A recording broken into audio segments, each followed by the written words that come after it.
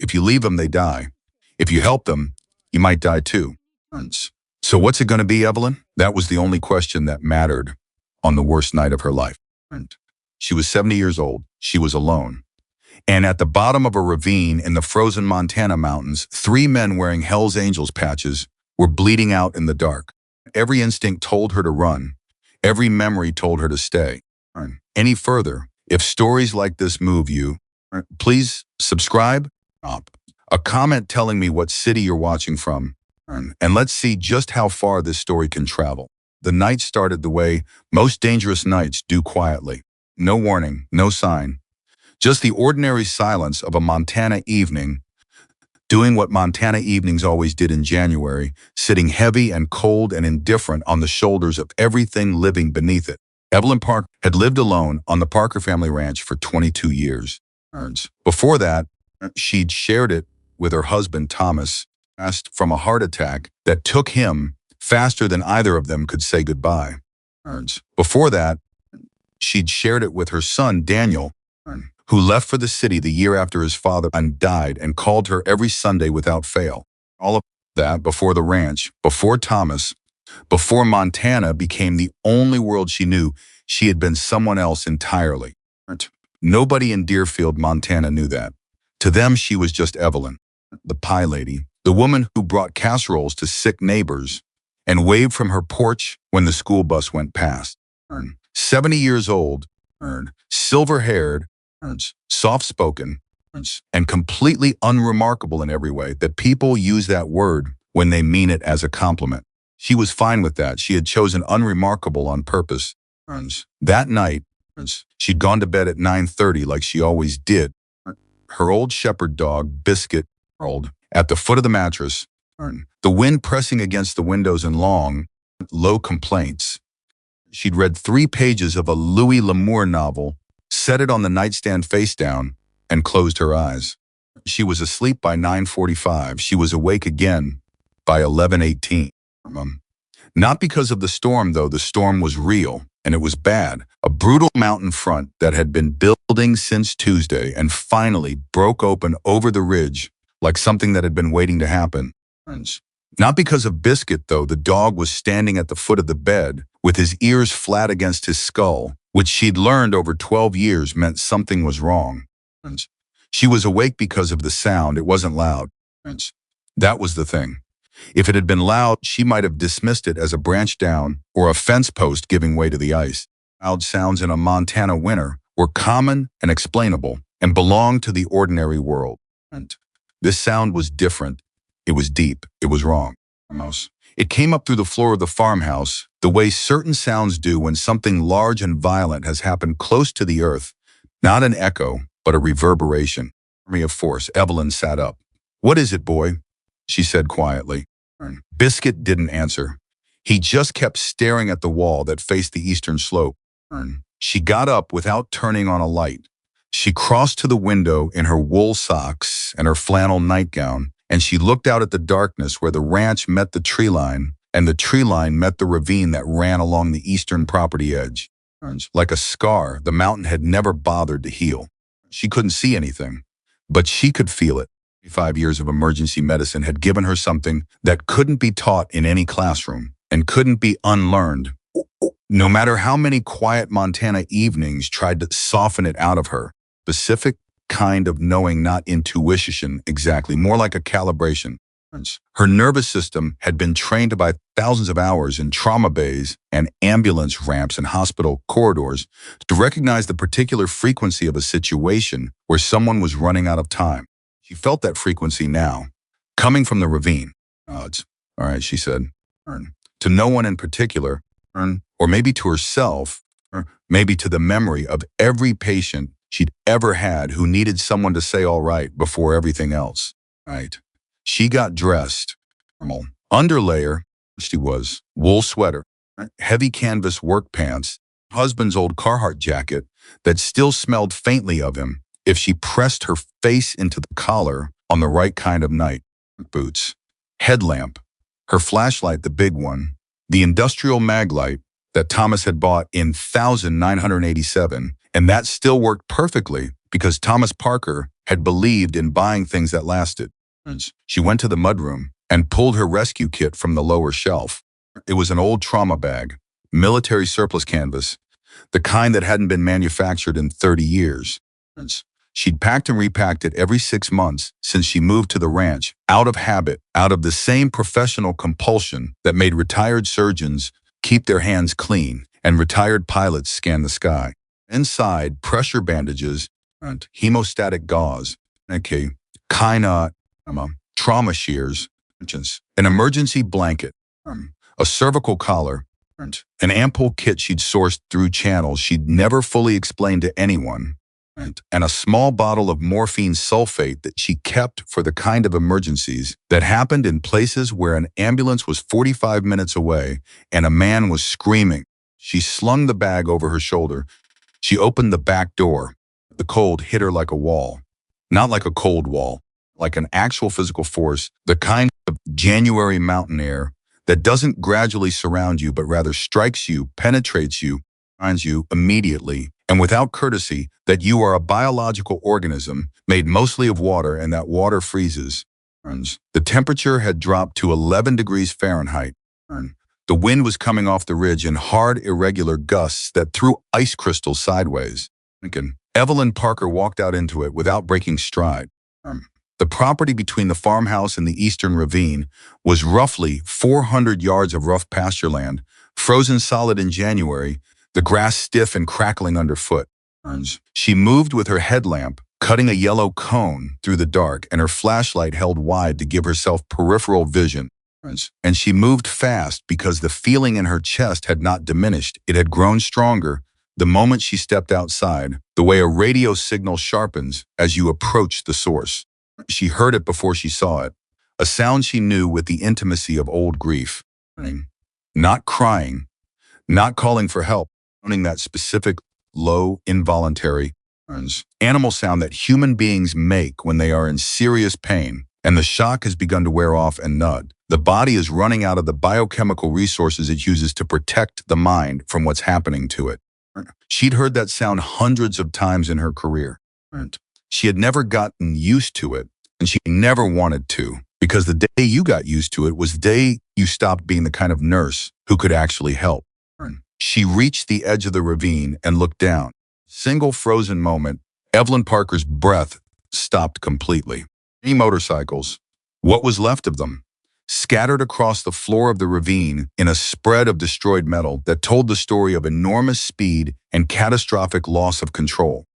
And steel and shattered fairings, and one wheel she could see it clearly still, turning very slowly in the wind, catching the flashlight beam with each rotation like it was signaling for attention. 3 men. The first was visible immediately. He was on his back approximately 20 feet from the nearest wreckage, one arm extended at an angle that didn't belong to any natural position of rest. His chest was moving. Not well, but she was. The second she found with the flashlight, a moment later slumped against the ravine wall, his head down and pressed against his left side with the practiced, unconscious gesture of someone trying to hold themselves together. Was the one she heard. He was the one groaning. Under the motorcycle, a big touring bike that had come down on top of him when the machine went over, and he was moving, trying to move his arms, pushing uselessly against the weight of it. Evelyn took all of this in within approximately 4 seconds. Then she made her decision.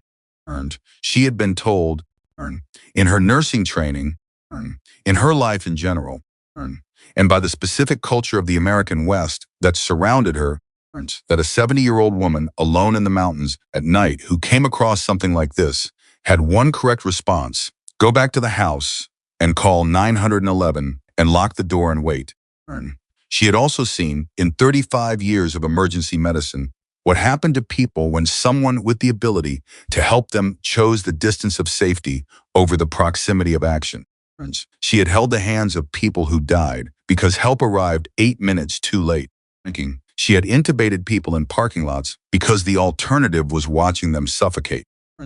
She had once performed an emergency thoracotomy in a hospital corridor because the OR was 40 seconds too far away, and the attending on duty had looked at her and said, "He's already gone," and she had looked and said, "Not yet he isn't," and he hadn't been. She started down the ravine. The slope was steep and the soil was frozen and she went sideways, the way you're supposed to on unstable ground, using the exposed roots and rocky outcroppings as handholds, taking her time because a broken ankle down here would kill them all. The bag swung on her shoulder. The headlamp cut erratic patterns as she moved. From below, got louder. "I'm coming," she called. "I can hear you. I'm coming right now. Stay still if you can." Didn't stop, but its character changed slightly. There was a question in it now, a confused reaching toward the voice. She reached the floor of the ravine. The cold was worse down here. Trapped and concentrated. The wind cut off, but the temperature somehow lower. The way it always was at the bottom of things. She swept her flashlight in a systematic arc, the way she'd been taught to scan a scene threats first, then patience, then environment. No one else was present. No movement beyond the three men. No sound beyond the wind above and the slow tick of cooling metal. She went to the one who was groaning first, the man pinned under the motorcycle because that was protocol. The loudest pain is not always the worst injury, but a man pinned under 500 pounds of steel has an active, ongoing threat to his survival that takes priority. He was big, 6'2" at minimum, broad through the shoulders, with a dark beard matted with blood from a cut above his right eye.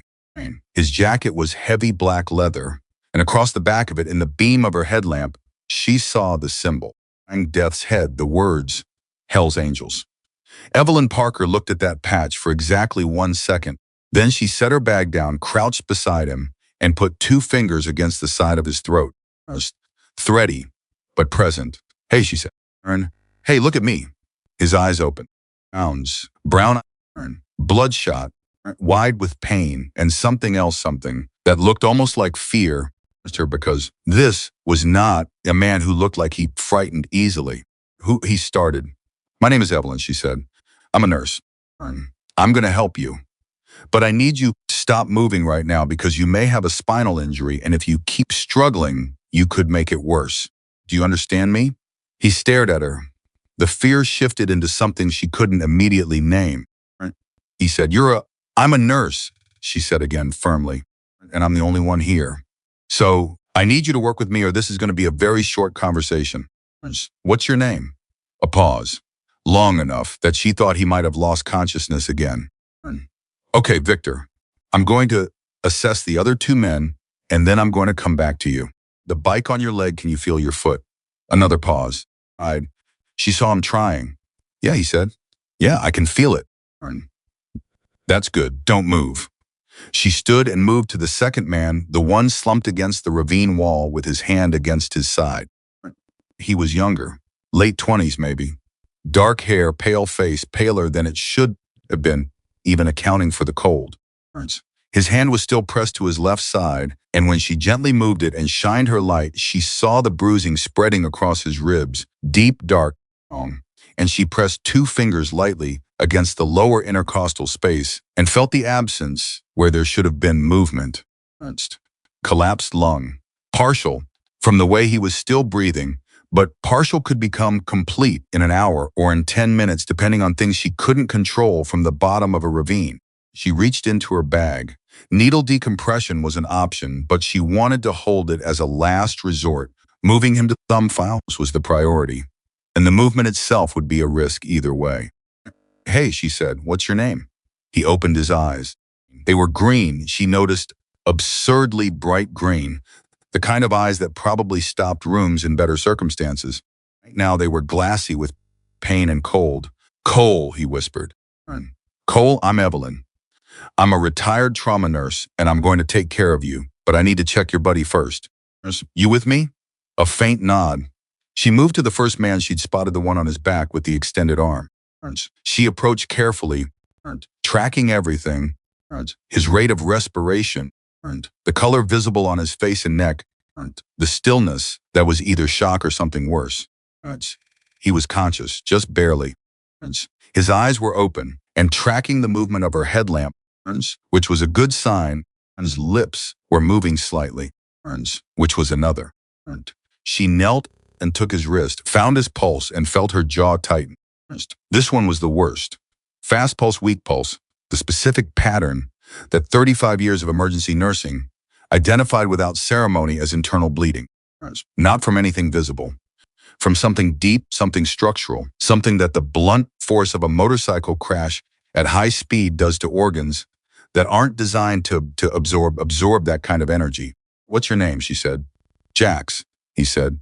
His voice was steady. She gave him credit for that. Jax, my name is Evelyn. I'm going to be honest with you because I think you can handle it. His eyes focused on her face with an effort that was visible. You have internal injuries, she said. I can't fully treat them here. I need to get you to my house, and I need to do it quickly. This is going to hurt. I'm sorry about that. A silence. Then incredibly, the corner of his mouth moved. Lady, he said, I've been hurt before. She almost smiled. She didn't have time to smile. She stood, looked up the ravine at the 400 yards of frozen darkness between her and the farmhouse, did the calculation that her mind had been doing since she came down the slope. 3 men, one of them pinned, them with a chest injury, one of them bleeding internally, and she began to work. She went back to Victor first because Victor was the one she could do something about fastest. She cleared the area around the motorcycle with her hands, finding the spots where she could apply leverage without making the pinning worse. And she talked to him the entire time, not to comfort him exactly, though that was part of it, to keep him engaged, to keep his brain working, because a conscious brain kept blood pressure up and blood pressure kept people alive. Victor, I'm going to need your help with this. When I lift, I need you to pull your leg straight back, not sideways straight back. The bone may be broken, and I can't assess it here, but movement is better than staying pinned. One wait, he said. Wait, there's Jax. Thanks. Jax is alive, she said. So is Cole. I need to move you first so I can get to them. You're going to have to trust me. He looked at her for a long moment. In the beam of her headlamp, his face was a study in contradiction, the hard geography of a man who had spent decades building walls, and behind those walls, something much more fragile than the leather jacket suggested. He said on 3, 1, 2, 3, she lifted. He pulled. The sound he made was something she wouldn't repeat. He got his leg free. The break was bad. She could see the deformity even through the leather, but it was below the knee. And the skin was intact, and there was no arterial spray, which meant she had time. She bound it quickly with her improvised splint, 2 tent stakes from the equipment she'd thought to grab from the mudroom, and wrapped it with the compression bandage from her kit. Can you put any weight on it at all? No. Then I'm going to have to get help. Hold on. She had a hand crank emergency radio in the bag. She didn't use it for an ambulance. Not yet. Instead, she called the one number she could call without making a situations that was already complex into something irretrievable. She called her neighbor, Roy Hendricks, 74 years old, former rancher, a man with a tractor and a flatbed, and the particular Montana disposition of not asking questions that weren't his business. He answered on the second ring, which told her he hadn't been asleep, which told her the storm had kept him up too. She said, I need the flatbed. East Ravine. Right now, a pause. The short, specific Roy Hendricks pause that she'd learned meant he was pulling on his boots. Another pause. Bad? Yes, 20 minutes, he said, and hung up. She went back to her patients. Cole's breathing had worsened in the minutes. She'd been working shallower, more effortful, the left side of his chest moving less than the right. She made the decision quickly.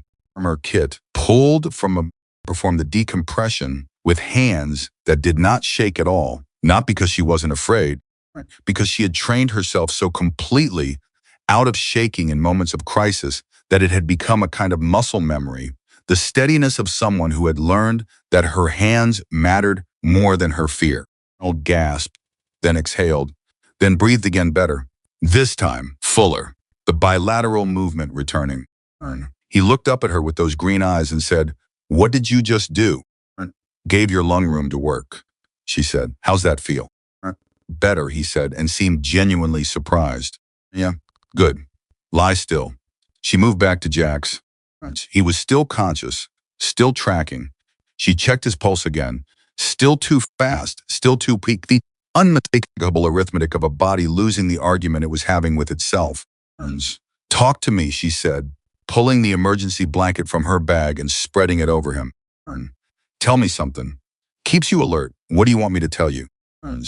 Anything. How many of you came up the mountain tonight? A pause. Just us three. Anyone expecting you? Anyone who'll come looking?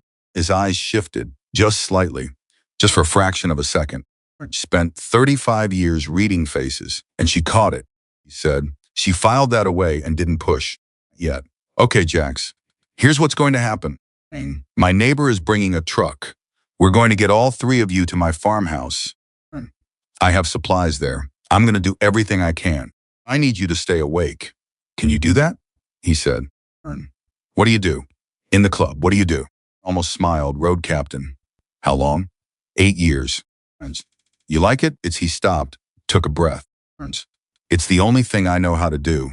Everybody's got something like that, Evelyn said, and meant it. She sat with him in the dark while Victor watched from 10 feet away, and Cole breathed carefully through a chest that was functioning better than it had been. She watched Jax's face and his pulse and the slow, stubborn tick of his survival. And she kept talking because talking's the thing she could do, and the thing she had always been able to bridge the gap between the world being wrong and the world being slightly more survivable with. Nothing but words and presence and the refusal to leave. Roy Hendricks arrived in 19 minutes. He came down to the ravine without being asked, took one look at the three men, looked at Evelyn, and said nothing at all. He simply nodded, which in Roy's economy of expression was roughly equivalent to a speech. They loaded Victor first, onto the flatbed with the stretcher board that Roy had apparently had the foresight to bring, a detail that made Evelyn feel a complicated swell of gratitude for people who thought ahead in emergencies. Cole next, carefully, keeping his left side elevated the way she told Roy without explanation, and Roy did without question. Jax, last Jax, who was still conscious, still talking, still fighting whatever was happening inside him, with the same quiet stubbornness he probably brought to everything. Lifted him, Jax grabbed Evelyn's arm. His grip was weak, but his eyes were sharp. Why are you doing this? He said. It was the first time anyone had asked her that directly. It wouldn't be the last. Because you needed someone to, she said simply. He looked at her for a long moment, like a man trying to place a face he'd seen somewhere before and couldn't quite locate. Not good people, he said. I didn't ask about that, said Evelyn Parker. And she turned toward the farmhouse and began to walk. The truck followed. In the farmhouse, under the fluorescent light she'd had installed in the kitchen for exactly the kinds of moments she'd told herself she was done having, Evelyn Parker went to work. Brought in her extended medical supplies from the back room, the organized, carefully maintained kit that no one who knew her as the Pie Lady would have recognized as the inventory of someone who had spent decades managing mass casualty situations. He set things where she pointed without commentary. Then she told him, quietly, to take his truck back to his property and to tell no one what he'd seen tonight, to go home and stay there unless she called. He nodded. You sure? He said. No, she said, but go anyway. He did, and Evelyn was alone with 3 Hell's Angels and a kitchen that had become a trauma bay and 35 years of knowledge that she had moved to the mountains of Montana, specifically to never have to use again. Jax was deteriorating. She could see it in his color, in his pulse, in the way his responses were slowing, not dramatically, not crashing the way you saw in the movies, but steadily, incrementally, the patient indifference of a body that was running out of something it couldn't replace in a farmhouse kitchen in the Montana mountains. She worked on Cole first thoracic stabilization, secondary assessment, IV line from the kit she kept, because retired trauma nurses who live 45 minutes from a hospital kept IV lines the same way retired pilots kept their licenses current. She worked on Victor's leg, proper stabilization, pain management, the morphine ampoule measured with the precision of long practice. She talked to them while she worked, answered their questions plainly, didn't soften things that didn't need to be softened. Cole asked her while she was securing his IV, "Are you a doctor?" "Nurse," she said. "Just a nurse?" He said, not meanly. just reflexively, the casual diminishment that nurses had been absorbing from patients for as long as nursing had existed.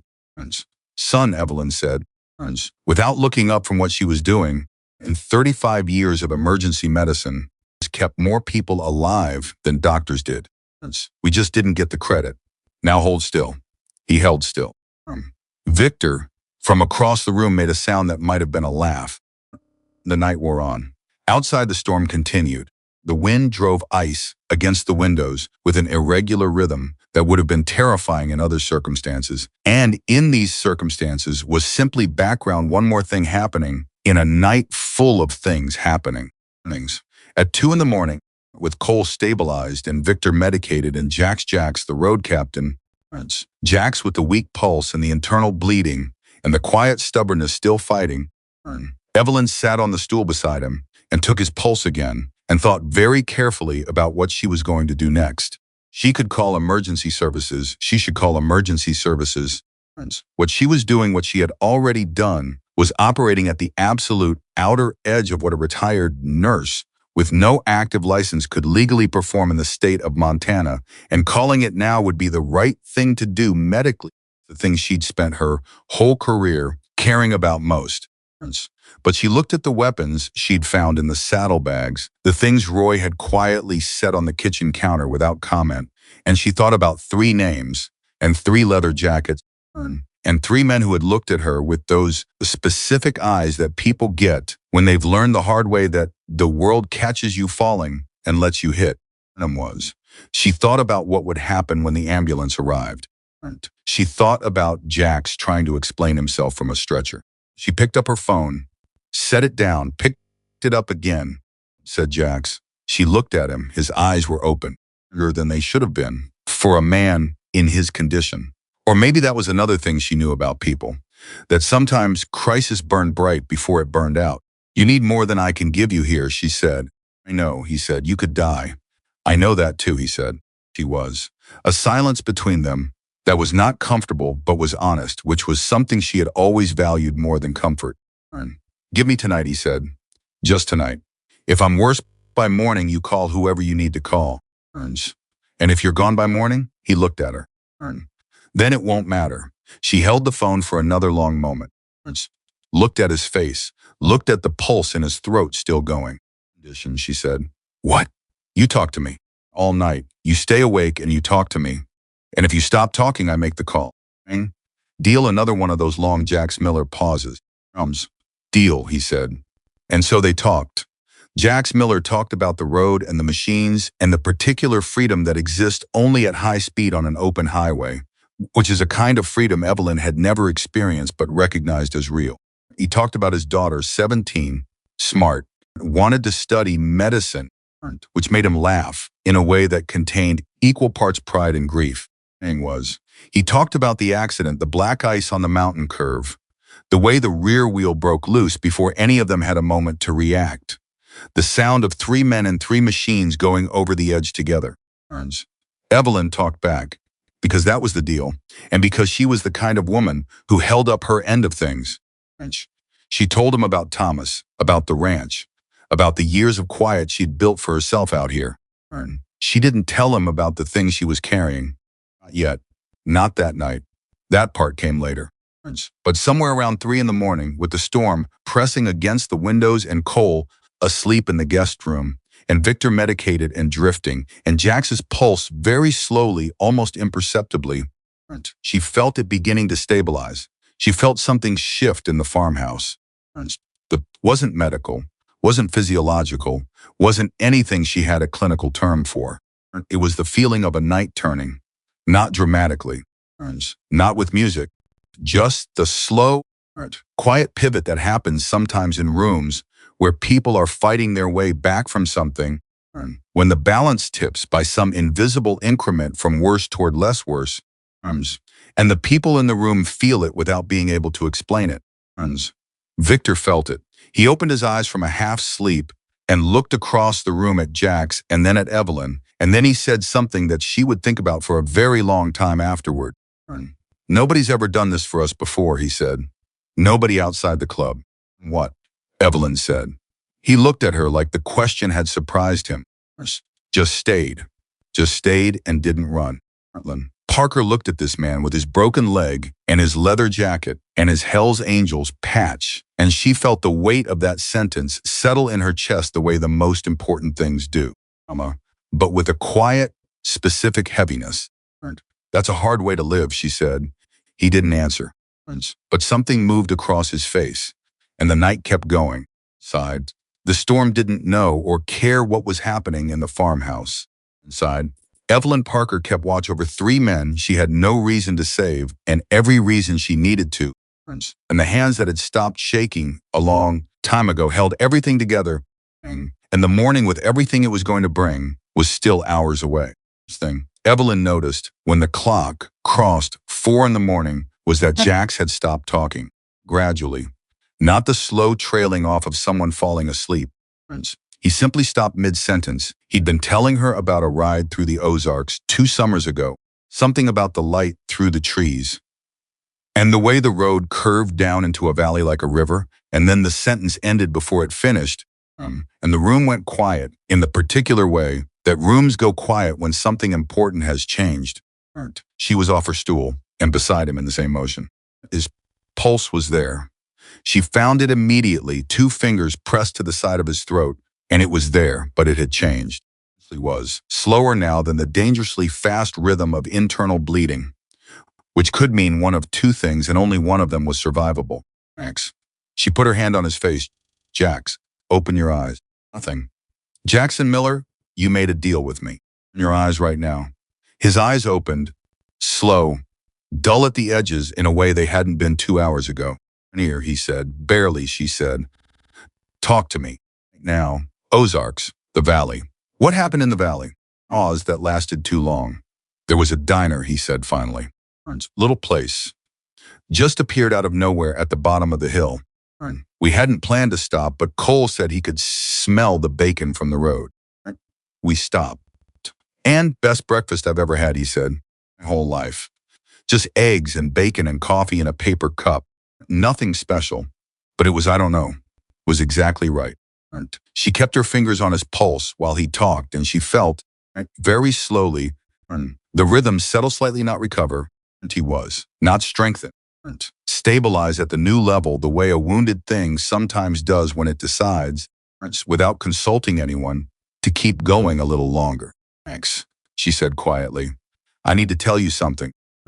That sounds bad, he said. It's not bad. I just need you to understand what we're dealing with. She kept her voice even. You have internal bleeding. I've been managing it, conservatively positioning, pressure monitoring, keeping your blood pressure stable enough to prevent further hemorrhage. But it's working the way a finger in a dam works. You need surgery. Real surgery. A hospital. He looked at her ceiling for a moment. He said, What? You said until morning. His eyes came back to her face. I said, give me tonight, and if I'm worse by morning, you make the call. Is it morning? It's 4:15, then it's not morning yet. She held his gaze.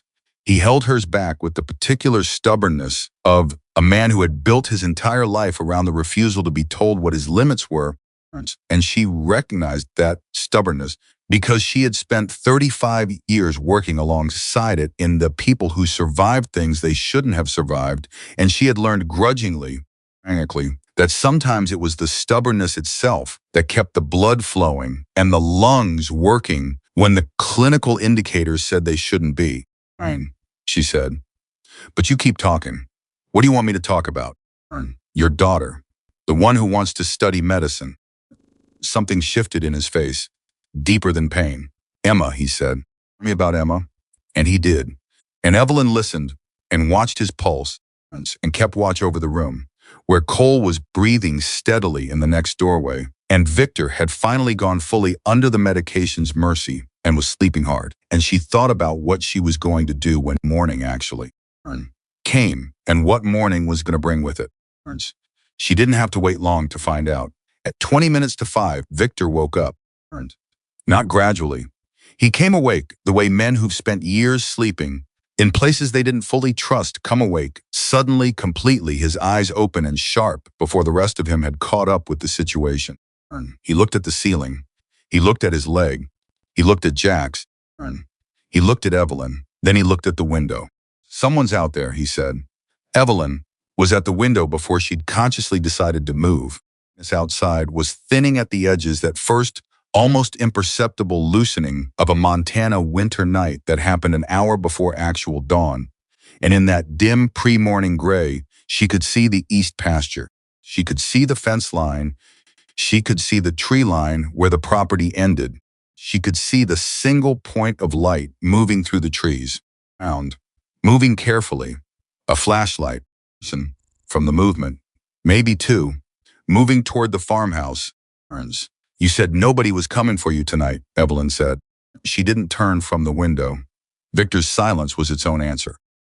Victor, she said with the specific tone she reserved for patients who were about to get the truth whether they wanted it or not. Who is that, a beat? Could be nobody, he said. Could be someone following the road from the other side of the ridge. That's not nobody walking, she said. That's somebody looking. Another beat. Longer. There's a man named Driscoll, Victor said. Driscoll.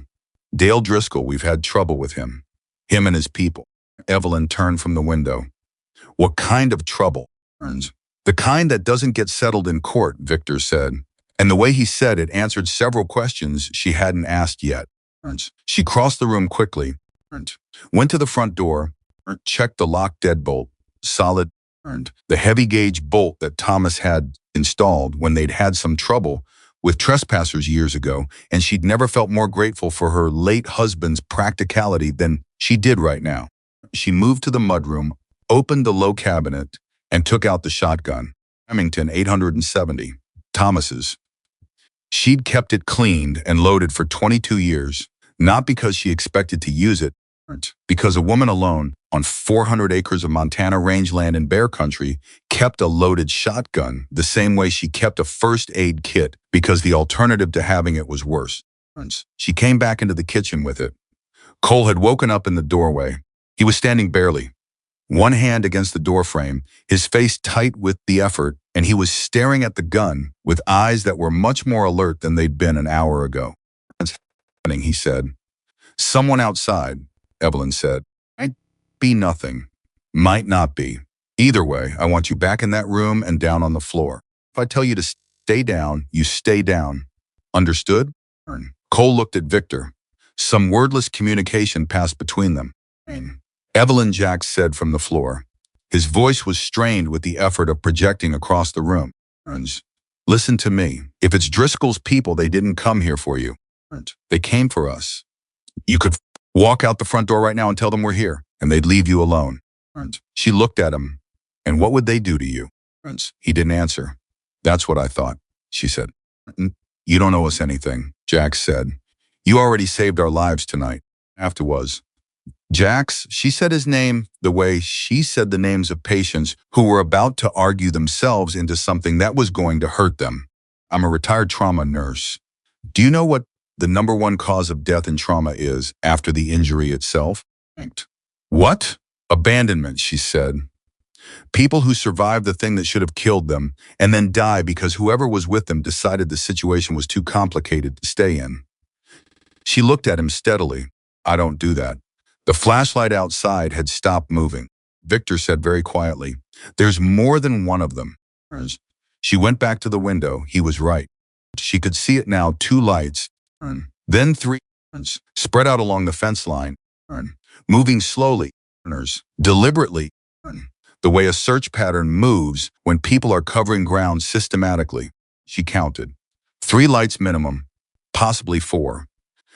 "How many people does Driscoll usually travel with?" she said. 6, Victor said. "Are they armed?" Victor actually made a sound like a laugh, which under the circumstances she found grimly impressive. And he said, "They're armed." "Okay," she said. And to was, "Okay." She stood very still for a moment, the shotgun in her hands, and she did what she'd been trained to do in casualty situations, which was to triage not the injuries but the decisions. What did she control? What didn't she control? What was the highest leverage action available to her right now? She could call 911 immediately right now. That was always on the table. But if she called 911, Response time to this property was between 30 and 45 minutes, and the lights in her fence line were already through the outer tree stand and moving toward the pasture, and 30 minutes was a long time. She could try to reach Roy, but Roy was 74 and she'd already asked enough of him tonight. She could handle this herself. She'd handled harder things. Cole, she said, get back in that room and stay on the floor. Victor, you're not mobile, so you stay put and you don't make a sound. Thanks. I can sit up, Jax said immediately. No, you can't. Evelyn Jax. She was already moving toward the front door. You sit up. You increase the pressure in your abdomen. You tear whatever partial hemostasis we've been building for the last 5 hours, and you bleed out on my kitchen floor. So you are going to lie flat and you are going to trust me. The deal. Can you do that? A silence. Then, I hate this. I know, she said. Stay flat. She went to the front door and turned on the porch light. Then she opened the door and walked out. The cold hit her again, the deep dawn Montana cold that felt different from the night cold, higher somehow, sharper. The cold that comes right before the temperature starts to climb and seems to make one last determined effort before it relents. She stood on the porch with the shotgun held at low ready, the way Thomas had taught her 20 years ago. On a Saturday afternoon when he'd said a gun you're afraid to hold is more dangerous than no gun at all. And she looked out at the pasture and at the tree line and at the 4 lights that had stopped moving when the porch light came on. She waited 30 seconds, a minute, then a figure appeared at the pasture gate. Big, heavy coat, a flashlight pointed at the ground because he'd seen the porch light and didn't want to be blinded by his own reflection. He walked to the gate and stopped there. And even from this distance, she could see the shape of the man wide through the shoulders, deliberate in his movement, the walk of someone who was used to arriving at places where he was not welcome. Help you? Evelyn called. Her voice came out steady. Out of that. The man at the gate paused. She thought she heard him say something to someone behind him, but she couldn't make out the words. Looking for some friends of ours, he called back. His medium-pitched, flat, careful. A voice that had learned to be careful the way all dangerous things learn through practice. Had an accident up on the ridge. Saw some tracks coming this way. Haven't seen anyone, Evelyn said. A pause. You sure about that, ma'am? She recognized the ma'am. She'd heard it her entire life, and she knew all of its meanings, and the meaning in this one was not respectful. It was the ma'am that people used when they were talking to someone they had already decided not to take seriously. I'm sure, she said. And I'll tell you what I've also seen tonight, 3 sets of boot prints in my east pasture that aren't mine. And it's 4:30 in the morning, and I'm a 70-year-old woman alone on this property. And in Montana, that's the kind of thing that justifies exactly what I'm holding right now. He was. So I'm going to ask you again, politely, if you need medical assistance or emergency services, because if you do, I'm happy to help. And if you don't, I'm going to ask you to move along. Silence from the gate. A long silence. She could feel them recalibrating. Specific feelings she'd experienced it before. In the ER, when someone came in aggressive and looking for a fight and hit instead a level of calm competence that they hadn't expected and didn't know what to do with. The anger was still there, but it had nowhere to go because the thing it had come prepared to push against wasn't there. This isn't your business, ma'am, the man at the gate said. My property is my business, Evelyn said, and everything on it. Another pause. Those are dangerous men, he said. Whatever they told you. I didn't say anyone told me anything, Evelyn said. I said I hadn't seen anyone. Now, I've got your description, and I've got 4 other shapes in my peripheral vision that I'm going to remember clearly enough to describe to law enforcement. Are we going to have a problem here, or are you going to move along? The man at the gate stood very still for a moment. Then he turned and walked back into the tree line. The other lights followed. Evelyn stood on the porch with her heart going at a rate that suggested her body had not been as calm as her voice, and waited. 1 minute, 2, 5. The lights moved through the trees and she tracked them until they were far enough along the ridge that she was sure, reasonably sure, the kind of sure you can be in a situation that is still fundamentally uncertain that they were heading back the way they'd come. She went inside. She locked the door. She set the shotgun on the kitchen table. Victor was staring at her from across the room. He'd pushed himself up on one elbow, despite the broken leg and the pain that had to be enormous, and his face had an expression she couldn't immediately classify. Cole was standing in the doorway again, both hands on the frame this time, pale but steady, was looking at the ceiling. Nobody said anything for a moment. Then Cole said, in a voice that was absolutely, completely sincere, "Who are you?" "I told you," Evelyn said, pulling her stool back to Jax's side. "I'm a retired trauma nurse." "Retired trauma nurses don't do that," Cole said. "The good ones do," she said, and checked Jax's pulse. It was still there. Still stable. Still stubbornly, defiantly refusing to give up. She allowed herself one breath that was longer than the others. Evelyn," Victor said. He'd lowered himself back down, the effort visible in his face. "I need you to understand something. Those men, they're going to come back. Not tonight, probably, but they're going to come back. Because whatever they think we have that belongs to them, they don't let things go." "I understand," she said. "You can't." He stopped and started again. "Well, you just did, standing out there like that. That was brave. I'm not going to say it wasn't, but it's not going to be enough. Not when Driscoll has more people and he decides to stop being polite about it." "Appreciate the warning," Evelyn said. "It's not." He pressed his hand over his face for a moment. "Lady, I've been in this life for 20 years. I know how these situations develop."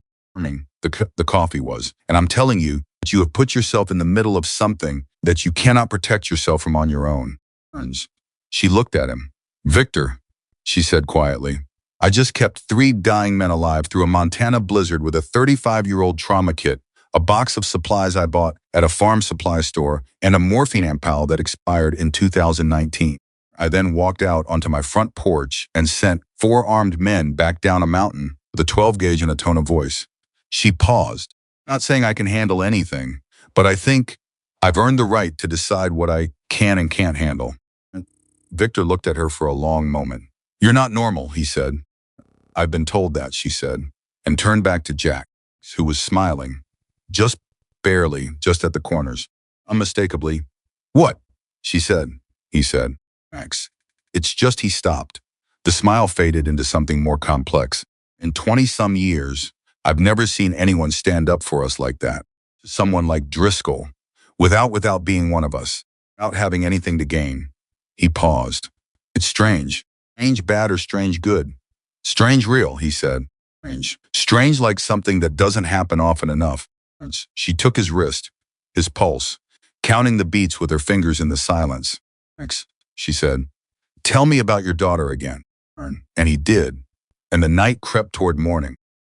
At 6:15, with the Montana sky beginning its slow negotiation from black to deep blue, Cole came and sat on the floor near Jack's, his back against the kitchen cabinet, his left side still tender, but his breathing full and bilateral, and his color improved from the wax pale of the ravine to something closer to human. Victor was awake, watching the ceiling, conserving energy with the practiced stillness of someone who'd learned when to stop fighting. And Jax's pulse at 6:15 in the morning was stronger than it had been at 5.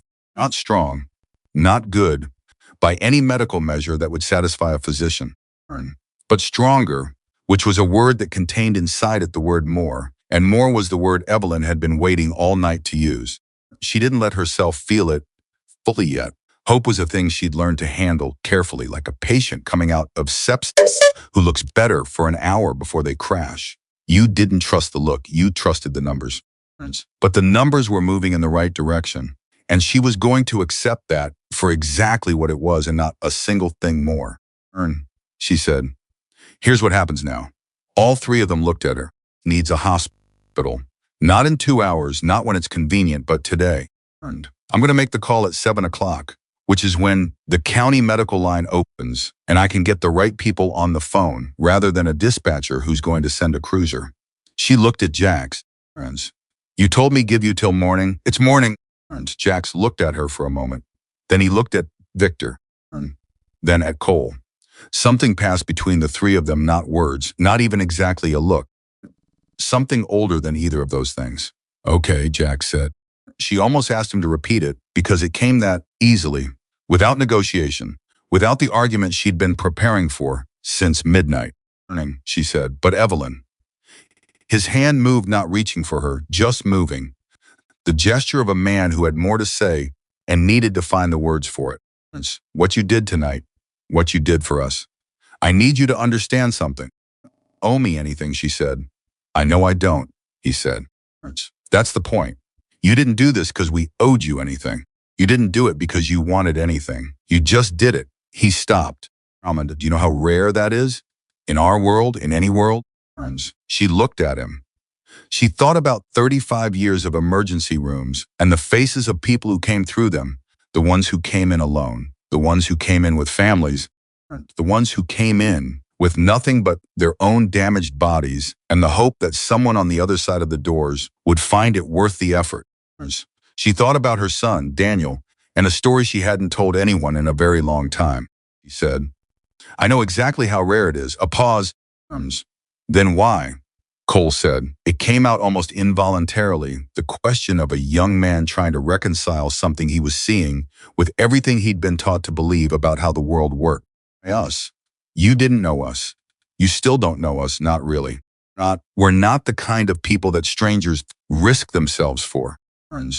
Evelyn looked at him. She looked at all three of them, Cole with his honest, bewildered face, Victor with his guarded, butt-cracking composure, Franks with his road captain's stillness, and his daughter named Emma and his pulse that had decided against reasonable odds to keep going. And she made a decision. If she was going to have this conversation, she was going to have it properly. She sat down on the stool. She folded her hands in her lap. She said, 28 years ago, my son Daniel was 20 years old and living in Billings and making every wrong decision a 20-year-old can make. Drugs. The wrong people, the wrong places. She paused. Arrested in the spring of that year. Possession with intent. He was looking at a mandatory sentence that would have eaten the best years of his life. She stopped. The room was very quiet. There was a man, she said. A public defender named Gerald Marsh. He was overworked and underpaid, and he had 40 other cases, and he could have given Daniel the same plea deal he gave everyone else and moved on. But he didn't. He saw something in Daniel that he decided was worth fighting for. He spent 4 months on Daniel's case. He found the procedural errors in the arrest. He got the charges reduced. She looked at her hands. Daniel came home. He got clean. He got his degree. He has a daughter of his own now. My granddaughter, Sophie. She's 11. The room absorbed this. Gerald Marsh never asked for anything, Evelyn said. He never even knew how the story ended because Daniel lost touch with him after the case was closed. What he did, the choice he made to a human being instead of a case number that chose my entire family's future, and included. She looked up. So when I ask myself why I would climb down a ravine in the dark in a Montana blizzard to help 3 strangers in Hell's Angels jackets, that's the answer. Because someone did it for mine. Silence. Long, complete silence of the kind that only arrives when something true has been said. Victor made a sound. It was quiet, barely audible, and he turned his face toward the wall when he made it. She saw his shoulders move. Cole was looking at the floor with his jaw set in the rigid way of a young man who has decided he is absolutely not going to cry and is working very hard at it. Jax looked at the ceiling.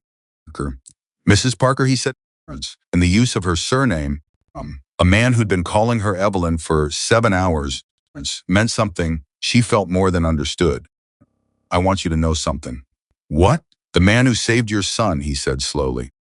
That man had no guarantee it would matter. He had no idea how the story was going to end. It's a choice to do the right thing for someone who most people would have walked past. He paused.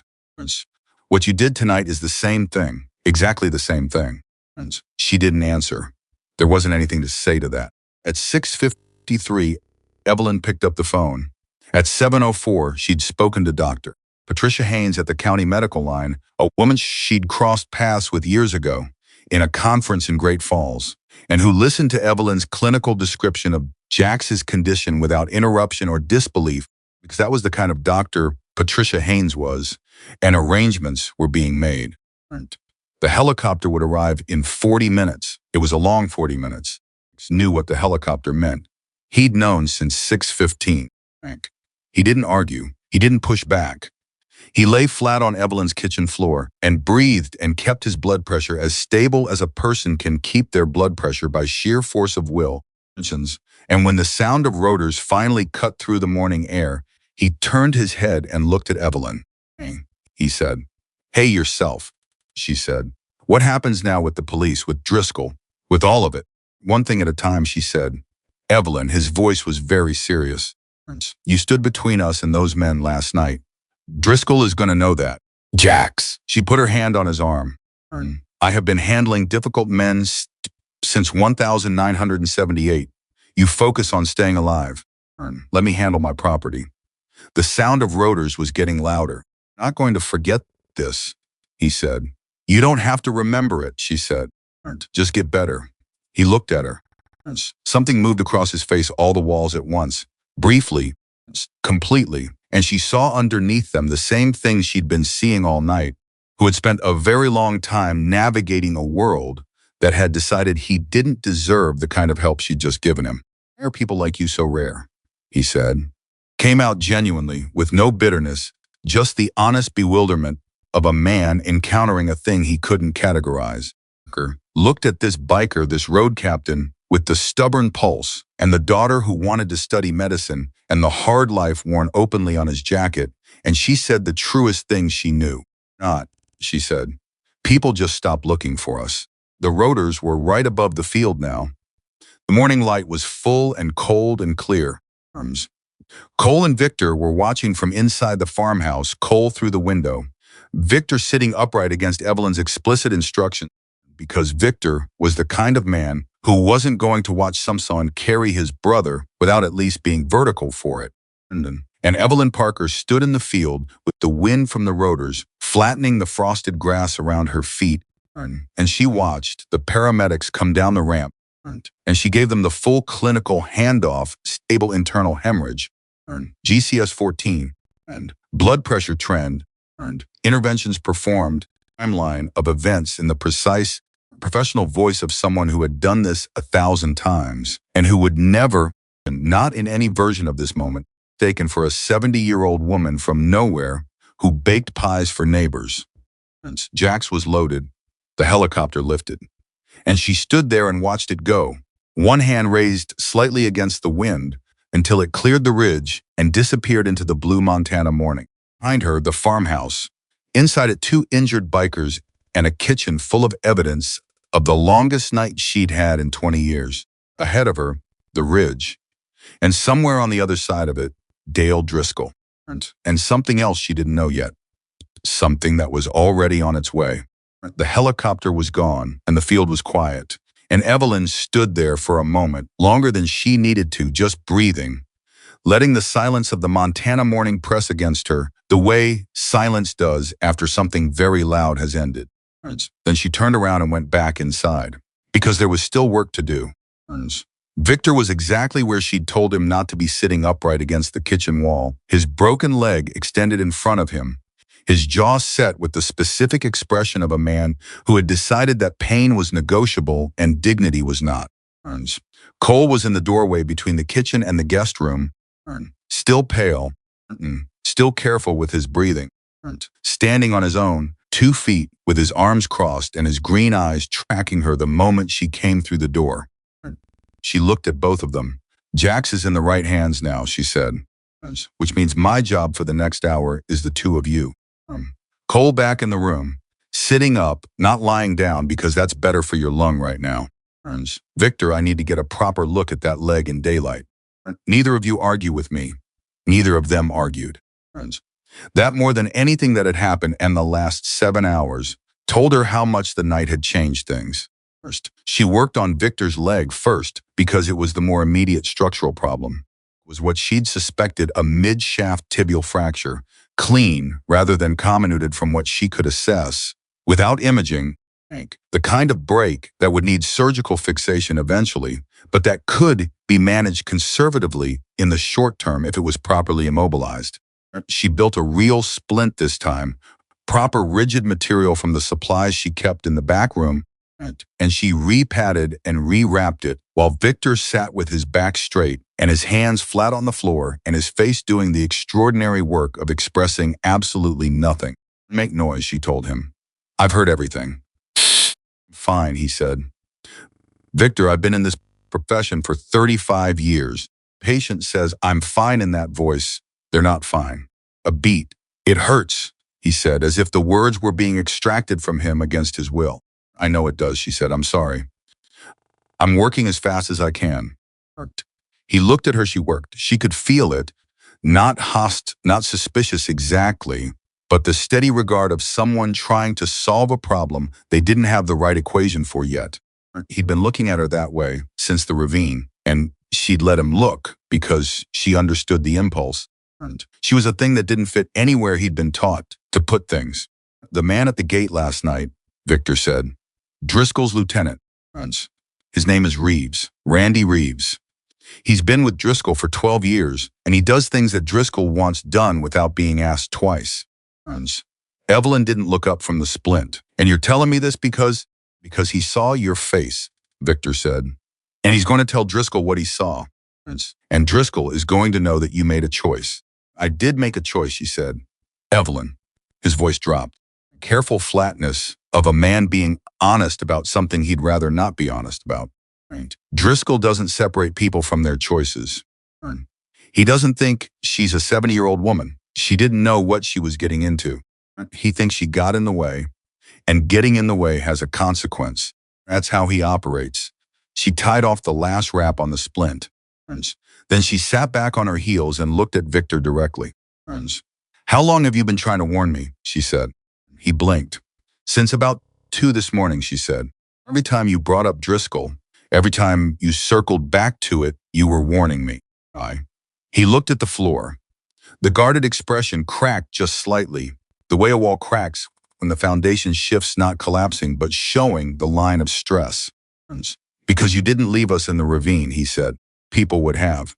You already said that. I know, he said. I'm saying it again, because I don't think I know how to say what I actually mean. He pressed his hand against the floor, a grounding gesture. He was. In my world, when someone does something for you, there's a debt. That's how it works. Someone does a thing, you owe them a thing. Math is always there. He paused. You didn't do this for the math. And I've been trying to figure out what I'm supposed to do with that since about 3 in the morning. Evelyn stood up, knees, registering their objection to hours of crouching on a kitchen floor the way they always did steadily. Without drama, a complaint rather than a crisis. You're not supposed to do anything with it, she said. You're supposed to get better. And Driscoll? I'll handle Driscoll. He was. Victor looked at her with an expression that managed to contain, simultaneously, complete belief that she meant what she said and complete disbelief that it was going to be sufficient. How? He said. I haven't decided yet, she said, which was the honest answer. I have time to think about it, and thinking is something I'm reasonably good at. Cole called from the other room, Evelyn. She moved to the doorway. Cole was sitting on the edge of the bed, and the color in his face had improved enough that she revised his status upward from critical but stable to serious but recovering, which was not nothing. His phone in his hand, she'd found it in his jacket pocket, miraculously unbroken, and given it back to him an hour ago. I need to make a call, he said.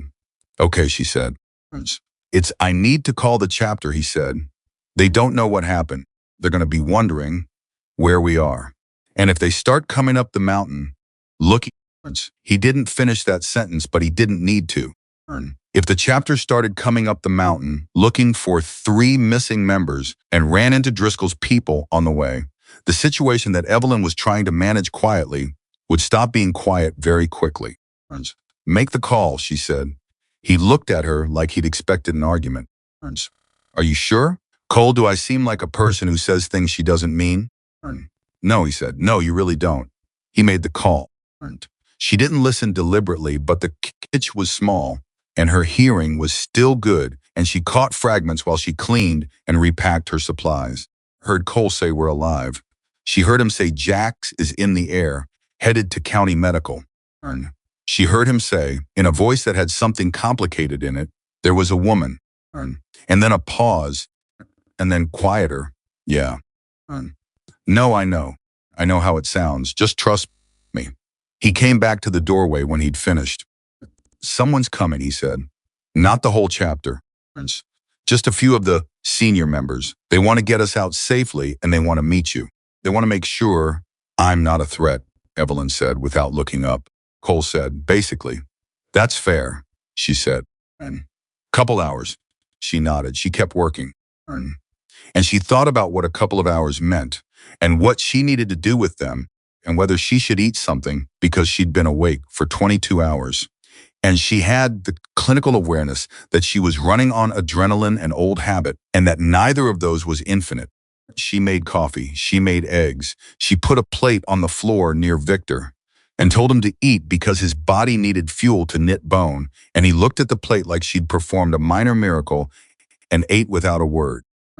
Shishi was standing at the kitchen counter with her own coffee when Victor said, "Can I ask you something?" "You've been asking me things all night," she said. "Stop on my account." "Your husband," he said. "How long ago?" 22 years, she said. "That's a long time to be out here alone." "It is," she said. And then because it was that kind of morning, the kind that strips the politeness off of things she said, it was my choice. Mr. Thomas, I needed quiet. I needed to be somewhere that wasn't asking anything of me. A pause. I think I got a little too good at it. Victor was quiet for a moment. Meaning last night was the first time in a long time that I did something that mattered, she said. And I'd almost forgotten what that felt like. She looked at her coffee. That probably sounds pathetic for a 70-year-old woman. "No," Victor said. "It really doesn't." She looked at him. He was looking back with an honesty that sat differently on his face than anything she'd seen there before, not the guarded honesty of a man who was monitoring his own disclosure, but the plain, unguarded honesty of someone who had recognized something. "I was out for 6 years, he said, from the club. 30s. Had a wife, a regular job, a house in a suburb outside Denver. Had to be," he paused, "normal." That's the word she used. She wanted normal. He shifted his weight, grimaced, steadied himself. It lasted 4 years, the job, the house, all of it. And then she left, and I sat in that house for 2 more years trying to figure out what I was doing and who I was if I wasn't, he gestured at his jacket. "And you went back," Evelyn said. "And I went back," he said. "People said I was crazy, said I was throwing my life away. But you know what I felt when I rode out of that suburb for the last time?" "What?" "Like I could breathe," he said, "for the first time in 6 years. Breathe." He paused. "I'm not saying it was the right choice. I'm not saying what I am is what I should be, but I know what it feels like to be in the wrong life." And I could hear it in what you just said. Evelyn Parker stood at her kitchen counter at 7:40 in the morning and felt something move in her chest that she hadn't expected and wasn't sure what to do with. "Coffee down. Eat your eggs," she said. "Getting cold." He smiled. For the first time since the ravine, Victor Hayes actually smiled. He arranged. His whole face took 20 years off him, showed her the person behind the beard and the leather, and the long history of being the person everyone else was afraid of. She went to check on Cole. He was asleep. She stood in the doorway and looked at him, this 29-year-old kid who'd been riding with the Hells Angels long enough to get the patch, but not quite long enough to have the same thickness of armor that Mr. wore, the same settled quality that Jax had. Cole was still in the part of the journey where you could see what it was costing him to become the person he thought he needed to be. She recognized that part. She'd watched enough young men and women move through it. She let him sleep. She went back to the kitchen and she sat down at the table and she picked up her phone and she called Daniel 4 times. He answered on the 5th with the slightly blurred voice of a man who was still in the early part of his morning. Everything okay?" "Yes," she said, "everything's fine. I just wanted to hear your voice." A pause. She could hear him recalibrate the parental alarm receding, replaced by the gentler attentiveness of a son who knew his mother well enough to know that "I just wanted to hear your voice at 7:45 in the morning meant something happened." He said. "I had a long night," she said. "I'm fine. I'll tell you everything when I see you." "But Daniel."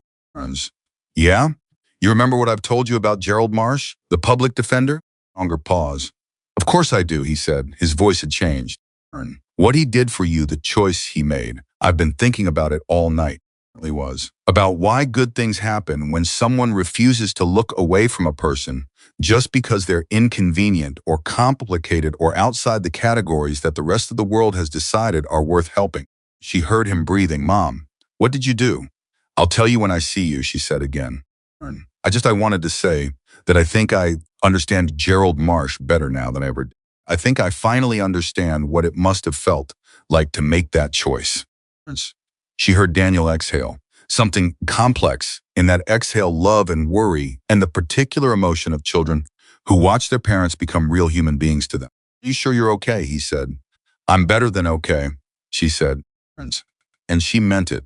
For the first time in a long time, she meant it completely. She was still sitting at the table when she heard the truck on the road. Then two trucks, then the unmistakable rumble, distant at first but growing, the way it grew, of motorcycles. She stood up. Victor heard it too. She could see it in how he went still, his head tilted at a very specific angle. That's them, he said. That's the chapter. She went to the window. Motorcycles and two trucks coming down the private road that led from the county route to the ranch house. Moving slow, deliberate, the way you move when you're coming to someone else's territory and you want to make clear you're not coming in hot. Count the figures. 6 riders and 2 drivers. 8 men total. Every one of them in leather. Every one of them carrying the same patch.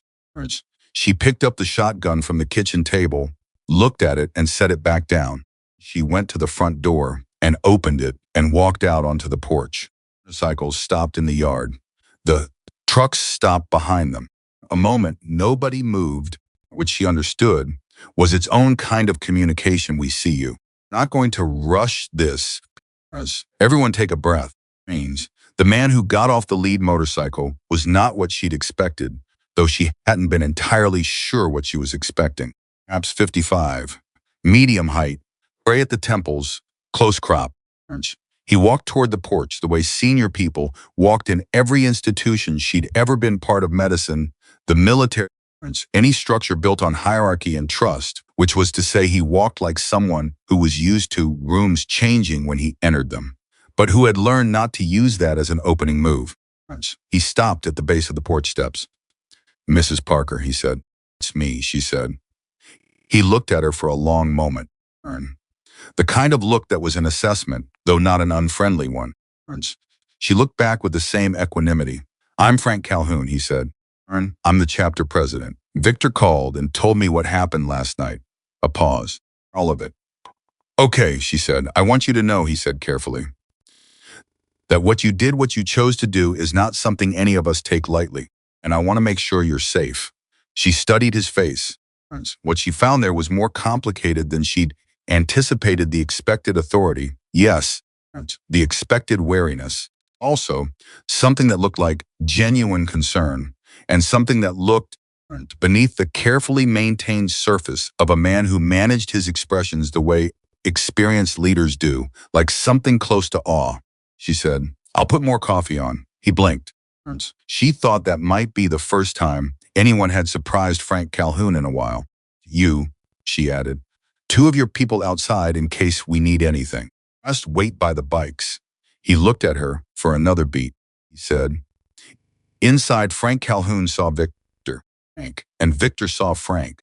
And the thing that moved between them was not the formal hierarchy of organization and member, but something much older and quieter than that. 2 men who knew each other through shared danger and shared loyalty, and the specific kind of love that comes in conditions that civilians don't experience and wouldn't have a word for. Frank said. My leg is broken, Victor said. I can see that. Frank crouched beside him, quickly, unself-consciously, and put his hand on Victor's shoulder. The gesture of a man checking that something important is still real. You holding up? I'm holding up, Victor said. And then, in a voice that was quieter than anything else he'd said all morning, Frank, she kept us alive, Frank. All of us. I don't know how, but she kept us alive. He looked at Evelyn, who was at the kitchen counter with the coffee pot. "He's in surgery," Frank said. "I got the call 20 minutes ago. They say he has a real chance." The coffee pot in Evelyn's hand didn't shake. She set it down and put her hand flat on the counter for a moment. She said, "That's good." The surgeon asked who had managed his care through the night. Frank said, "Paramedics on the helicopter described what you'd done." The surgeon said it was the reason Jax was still alive to operate on. She turned around. She said specifically, "Frank." Frank continued. And there was something in his voice now, a weight to the words. The weight of a man who understood the magnitude of what he was saying, that whoever had managed that patient through those hours had almost certainly saved his life, and that they would have had to have known exactly what they were doing. "I was a trauma nurse for 35 years, Evelyn said. "So Victor told me," Frank said. He accepted the coffee she handed him. "Didn't tell me, and what I'm still trying to understand is why." Cole appeared in the doorway, had his arms crossed and his green eyes on Frank, and the expression of someone who was very invested in how this conversation went. Frank looked at him. "Cole, Frank, you look better than I expected." "She's good at her job," Cole said. Simple, definitive, like a man who had decided the matter was settled. Evelyn sat down across from Frank Calhoun at her kitchen table. She wrapped her hands around her own coffee mug. She looked at this man, this chapter president of the Hells Angels, sitting in her farmhouse kitchen at 8:15 in the morning, and she made the same decision she'd been making all night, which was to be exactly as honest as the moment required. "I'll tell you the same thing I told your men," she said. "Someone did something for my family once. Something they didn't have to do, for a person most people had already decided wasn't worth doing things for. It changed everything for us. Changed the direction of the whole story." She held the mug. "When you've been on the receiving end of that kind of grace, you either let it stop with you or you pass it forward. I decided a long time ago that I wasn't going to let it stop with me." Calhoun looked at her for a long time. "That's it," he said. "That's it," she said. He nodded slowly, the nod of a man absorbing something that he was going to need time to properly think about. Then he said, "We have a problem." She waited. "Driscoll knows where you are," Frank said. "He knows what you did. And he's the kind of man who interprets kindness as weakness and weakness as an opening." He set his coffee down. "I want to put 2 of my people here with you, stationed on the property, until this is resolved." She looked at him. "Define resolved." "Dale Driscoll has been operating in this part of Montana for 4 years, Frank said. "He's not Hell's Angels. He's not affiliated with any legitimate organization. He's a criminal who uses the mythology of outlaw culture to do whatever he wants and intimidate people into looking the other way." His jaw tightened. "We've been working on resolving our situation with him for 8 months. Situation just accelerated the timeline." "I don't want anyone's war on my property," Evelyn said. "No," Frank said. "That's not what I'm offering. What I'm offering is a visible deterrent.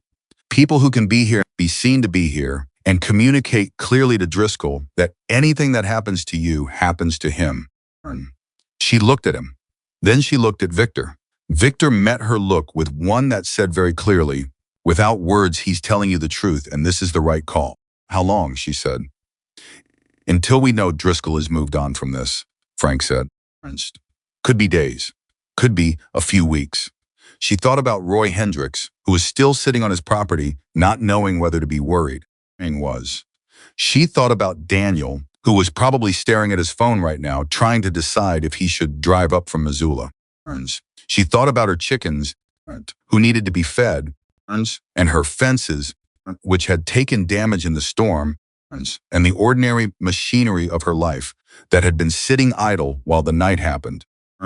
"2 people," she said. "They stay in the barn, the house. They don't touch my equipment, and they follow my rules on my property." Frank Calhoun almost smiled. She could see it, the suppressed flicker of amusement from a man who was not accustomed to being given terms. "Read," he said. And then the thing happened that she hadn't seen coming. Frank reached into the inside pocket of his jacket. He pulled out a phone. And he turned it toward her. And on the screen was a photograph of a girl, 17, with her father's dark eyes and her own sharp smile, sitting on a motorcycle in what looked like a parking lot, laughing at whoever was taking the picture. That's Emma, Frank said. Jax's daughter. She's been staying with family in Billings. She's been calling the chapter every 30 minutes since last night. Evelyn looked at the photograph. She doesn't know yet, Frank said. About the helicopter.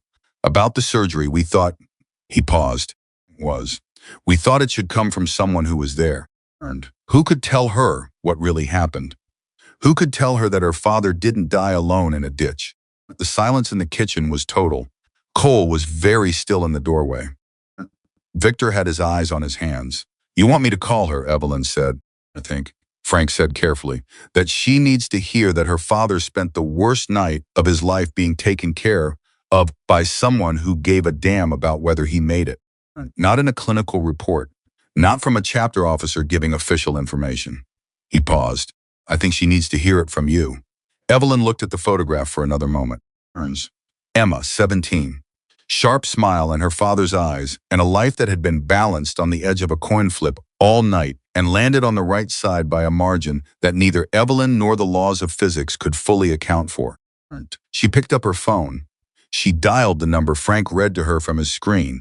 Rang once. The voice that answered was young and tight, with the specific terror of someone who had been holding themselves together through force of will for hours and was about to find out if the holding together had been worth it. Hello? Who is this? My name is Evelyn Parker, she said. I'm calling about your dad. The sound on the other end of the line.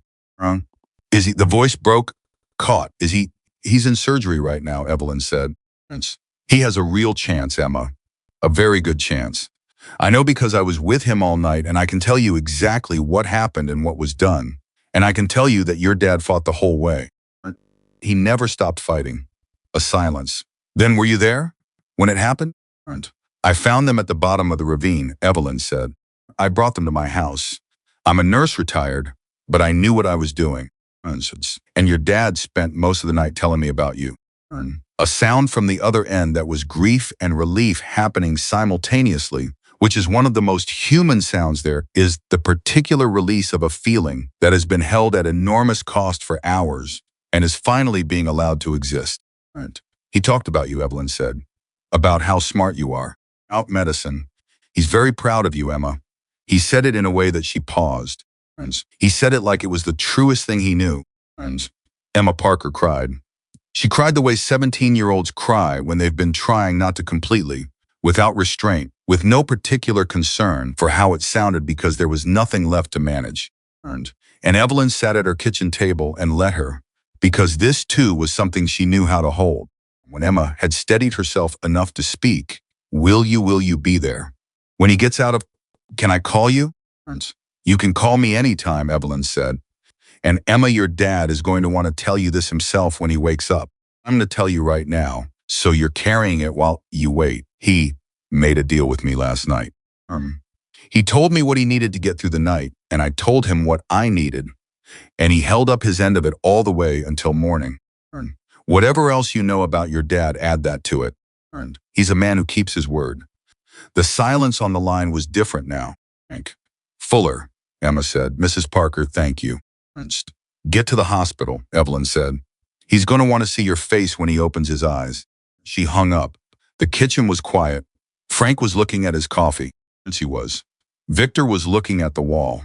Cole had come fully into the room at some point she hadn't noticed when, and was standing with his arms at his sides, his face open in a way that probably would have embarrassed him under different circumstances. Calhoun looked up from his coffee. Mrs. Parker, he said. She looked at him. He opened his mouth, closed it. Eyed again. The unusual spectacle of a man who managed everything with words, being unable to find the right ones. I've been in this life for 30 years, he said finally. Seen things and done things and been in situations that most people couldn't imagine. And in 30 years, I have never. He stopped again. I don't have the words for what you did last night, for what you're still doing. She looked at him steadily. You don't need words for it, she said. You just needed to know it happened. He nodded. Once. The slow, deliberate nod of a man committing something to permanent memory. Then his phone rang. He looked at the screen. Something shifted in his face, fast, controlled, but she caught it. "What?" she said. He looked at her, then at Victor, and back at her. "Driscoll's moving," he said. "He's not waiting." Victor pushed himself up against the wall. "How many?" said, standing. "Maybe 10. About 30 minutes out." The kitchen went electric. Cole took 2 steps toward the window. Victor's hand went instinctively to a jacket pocket and then stopped because what he was reaching for wasn't there. Frank was already moving toward the door, his phone at his ear, his voice dropping into the low, rapid cadence of a man issuing instructions. Evelyn stood up from the table. She picked up the shotgun. "Frank." She checked the chamber. Frank looked at her from the doorway. "This is my property," she said. "And I've been handling my property for 22 years. She met his eyes. "What do you need from me?" Frank Calhoun, 30-year, veteran of a life that had required him to make rapid assessments of people and situations in conditions that didn't allow for mistakes, looked at the 70-year-old woman standing in her kitchen with a 12 gauge and an expression of absolute uncomplicated resolve. "I need you to trust us," he said. "A beat. Then earn it," she said. He held her gaze for one more second. Then he nodded. He went out the door. She heard him calling to his people in the yard, sharp, clear, the voice of a man who knew how to organize a response. She heard engines. She heard movement. She heard the specific sounds of people taking positions. She looked at Cole. "You room, floor. Stay down." "He was," she said. And Cole, he looked at her. Young face, green eyes, was the expression of someone who wanted to argue and knew it wasn't going to help. She said again. He went. She looked at Victor, who was sitting up against the wall with his broken leg in front of him and his face doing the thing she'd come to recognize as Victor Hayes at full attention, completely still, present. The tips he was, missing nothing. "To me," she said, "Driscoll's men." "How do they move?" Victor looked at her for a fraction of a second. Then he started talking. And Evelyn Parker stood in the kitchen she'd cooked 10,000 breakfasts in and listened, and loaded, and waited, because waiting with full information was not the same as helplessness. And she had never, in 70 years of living, confused the two.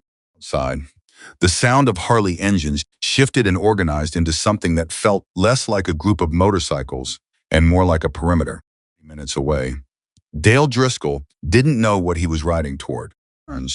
Victor talked for 20 minutes straight. He told her how Driscoll operated never the first one through a door, always with people positioned before he made his approach, always with an exit already mapped before he arrived anywhere. How Driscoll communicated with his men in the field. 2 short signals meant hold, 1 long meant move. The thing that mattered most, the thing that Evelyn filed into the part of her mind she kept for critical information that couldn't be forgotten under pressure. Driscoll was not a man who wanted a fight in the open. He wanted an audience of 0 and a situation he controlled completely. It was. Daylight with 8 Hells Angels already positioned on the property was the exact opposite of anything Dale Driscoll had ever chosen to operate in. "So he's going to stop before he gets here," Evelyn said. "He's going to stop and recalculate," Victor said. He didn't expect Frank to respond this fast. "Nobody moves this fast." He paused. "It's on you." He expected to find 1 woman and 3 injured men. Not this. "What happens when he recalculates?" "He looks for leverage," Victor said. "Something he can use. Something that gives him back the advantage." "And what kind of leverage?" Victor looked at her steadily. She held the look. "You," he said, "not physically. A direct threat. Driscoll's too smart for that, too visible in this county, for a direct threat against a civilian to be clean. But something that makes you want to step back. Something personal." "There's nothing he can threaten me with," Evelyn said. "There's always something," Victor said. Not cruelly, factually. "That's what he does. He finds the thread and he pulls it." She thought about Daniel. She thought about Sophie, 11 years old, her granddaughter in Missoula. She thought about Roy Hendricks on his property, who had driven a flatbed down a mountain in the dark without asking a single unnecessary question. She made a decision. She went to the front door and called out for Frank. He appeared in 30 seconds, which told her he'd been close. Driscoll is going to look for leverage, she said. He's not going to come in direct. He's going to find someone connected to me and use them. I need you to understand that, and I need your people to understand that. Frank's expression shifted. Who's connected to you out here? My neighbor Roy Hendricks, she said. He helped last night. He drove the flatbed. He doesn't know what he walked into, and he's sitting on his property right now, not knowing if he should be worried. Frank turned immediately and said something to the man standing nearest him, a short, quiet exchange, and the man walked away with his phone out. Someone's going to Roy right now, Frank said. We'll have eyes on his property within 15 minutes. She nodded. My son is in Missoula. Daniel Parker, he doesn't know the details yet, but I called him this morning, and he's smart enough to know something serious happened. I'll need his number, Frank said. She gave it to him without hesitation. Frank relayed it. Another call being made. Anyone else? Frank said. She thought she went through the inventory of her life, the genuine connections, the people she would feel they're pulling. The list was shorter than it might have been.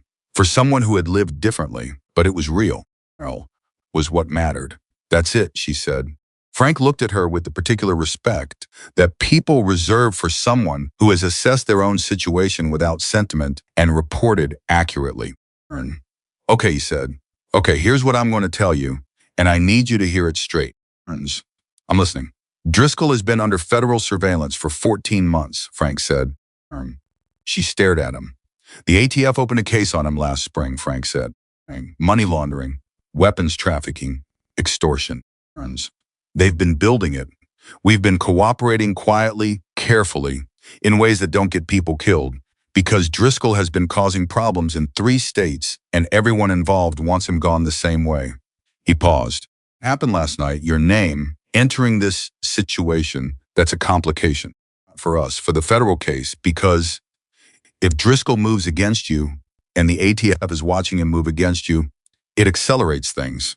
She processed this. You're telling me, she said slowly, that the federal government may already know what happened on my property last night. I'm telling you, Hanks said, that within the next hour, certain people are going to know, and that those people may want to speak with you. A beat. Federal agents, she said. Yes, she looked at him. Hank. Did you know about this before you came here this morning? He held her gaze. Yes.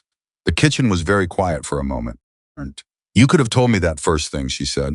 I could have, he said. I wanted to meet you before I did.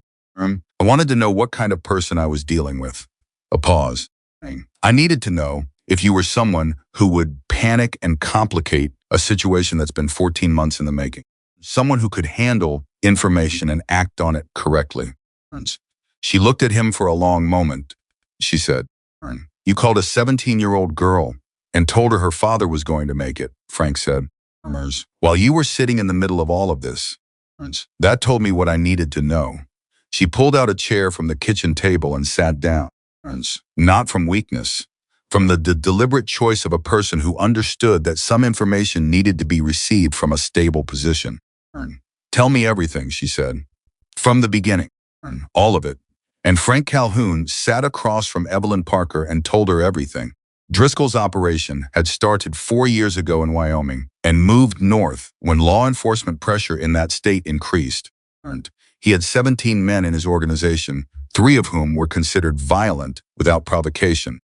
His primary income was stolen goods moving through a network of seemingly legitimate businesses, 2 auto repair shops, a storage facility company, a cash-based restaurant outside Bozeman.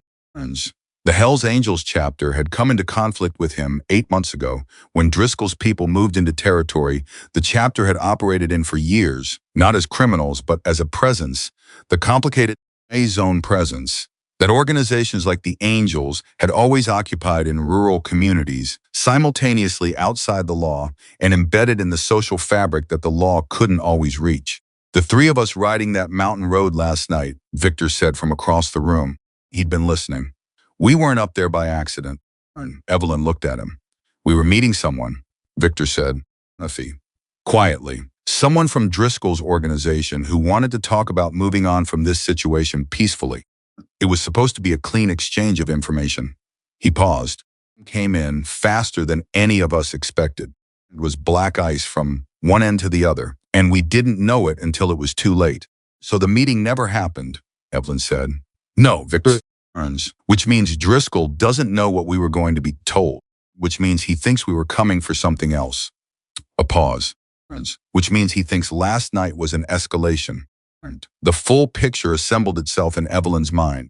The complete interlocking logic of a situation that had looked from the bottom of the ravine like three injured men and a storm and was, in reality, of 14 months of federal investigation, 8 months of territorial conflict, one catastrophic black ice accident, and a 70-year-old retired trauma nurse who had decided not to go back to sleep. The contact in Driscoll's organization, Evelyn said, the one you were supposed to meet, where are they now? Victor and Frank exchanged a look. That, Frank said carefully, is a good question. Frank, we don't know, he said. They didn't show for the meeting, which we assumed was weather-related. But if Driscoll suspected there was a leak in his organizations, then the leak is in danger, Evelyn said. Yes. She stood up. Then we have two problems, she said. Driscoll coming here, and someone in his organization who may be in serious trouble right now. And the federal case can't move fast enough to solve either one in the next 30 minutes. Frank said. She looked at him. What do you need from me? Frank looked at her with an expression that was carefully composed, and underneath the careful composition was something that looked like the controlled disbelief of a man who kept encountering a 70-year-old woman doing things he hadn't anticipated. Now, he said, I need you to stay inside and let my people manage the perimeter. And I need you to be prepared to speak to a federal agent within the next hour. That's it? That's it, Frank, Victor said. He said it quietly, but with a weight that turned both their heads. Tell her the rest. Frank's jaw tightened slightly. She's in this, Victor said. She's been in it since last night. She deserves the whole picture. A silence between the two men that contained a long history of trust and the occasional friction that comes with it. Frank looked at Evelyn. The contact in Driscoll's organization, he said, when we were going to meet. He paused. It's a woman. She's been feeding information to the ATF for 6 months. She got into Driscoll's orbit 3 years ago. It's a complicated situation, the kind where people don't always choose their circumstances cleanly. She's been trying to get out, and she had information that would close the federal case. He stopped. She reached out to us as an intermediary. Last night was supposed to be the handoff. Evelyn was very still. She said. Frank looked at her. Why? Because she's a person, Evelyn said. Not a situation. What's her name? A beat. Carla, Frank said. Carla Reyes, 34 years old. She has a son. Evelyn absorbed this. Where would she be right now? She said. Driscoll suspected her. There's a property, Victor said, 11 miles north. An old ranch Driscoll uses as a secondary location. If he pulled her in for questioning Victor. Frank's voice was sharp. She needs to know, Victor said. His voice was not loud, but it was absolutely firm. The voice of a man who had made a decision and was not going to be moved from it. If she knows, she already knows, Victor said. She's been knowing the right thing to do since last night and doing it every single time. So yes, she needs to know. Frank pressed his hand against his face. The gesture of a man doing rapid calculation, the kind of calculation that had nothing to do with numbers and everything to do with trust and risk, and the judgment calls that can't be made from policy. He looked at Evelyn. The property is 11 miles north on County Road 14, he said. Ranch house, red roof, back off the road about a quarter mile. 2 vehicles usually parked at the entrance. And your federal contacts, Evelyn said. Can they get there? Not in time, Frank said. Not without tipping Driscoll through channels he's monitoring. The ATF has been careful for 14 months. They're not going to blow the case without moving. His phone rang. He looked at the screen. His face did something she hadn't seen it do before, a fast, involuntary tightening, the expression of a man receiving news he was not ready for. He answered. Listen for approximately 15 seconds. Hung up. Driscoll stopped, he said, about 2 miles out. Coming in. The room shifted. Why not? Evelyn said. "'Cause he got a call," Frank said. "From Reeves, the man at your gate last night. He looked at her with an expression she couldn't immediately parse. James told him about you. Described the situation." Driscoll's response was, he paused. He said it wasn't worth the noise. Not a civilian. Not on a ranch. Not in daylight with witnesses. So he's backing off, Cole said from the doorway. He'd come back out, and she'd let him because he'd been quiet and because she'd stopped having the energy to enforce rules that weren't medically critical. "He's backing off from here," Frank said. "But that just means his attention goes somewhere else." He looked at Evelyn. Reyes. The word landed in the room like something physical. Evelyn was already moving. She picked up her keys from the hook by the back door. Thomas's hook, Thomas's keys, the old truck that still ran perfectly because Thomas had believed in maintaining things that mattered, and she was at the door before Frank said anything. Victor said. She stopped. Not because she was uncertain, because she owed him the moment. "You can't go alone," he said. "I know," she said. She looked at Frank. Frank Calhoun looked at her for a long moment with the expression of a man who had spent 3 decades making decisions he couldn't undo.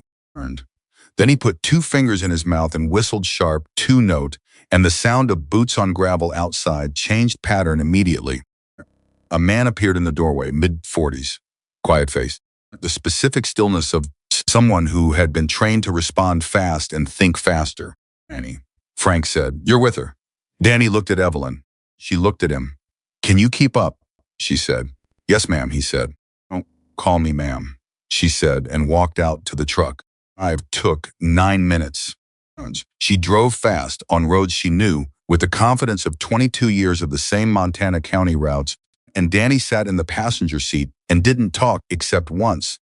When he said left here at a junction she'd already turned at, and she didn't say anything about that because there was nothing useful to say. The property looked exactly as Frank had described. Red roof, set back from the road, 2 vehicles at the entrance. She pulled up short of the gate. She and Danny sat in the truck for a moment. "How do you want to do this?"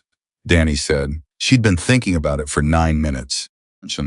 She'd thought about it the way she thought about difficult procedures, not what could go wrong, but what needed to go right, and what she controlled, Warner's, and what she didn't.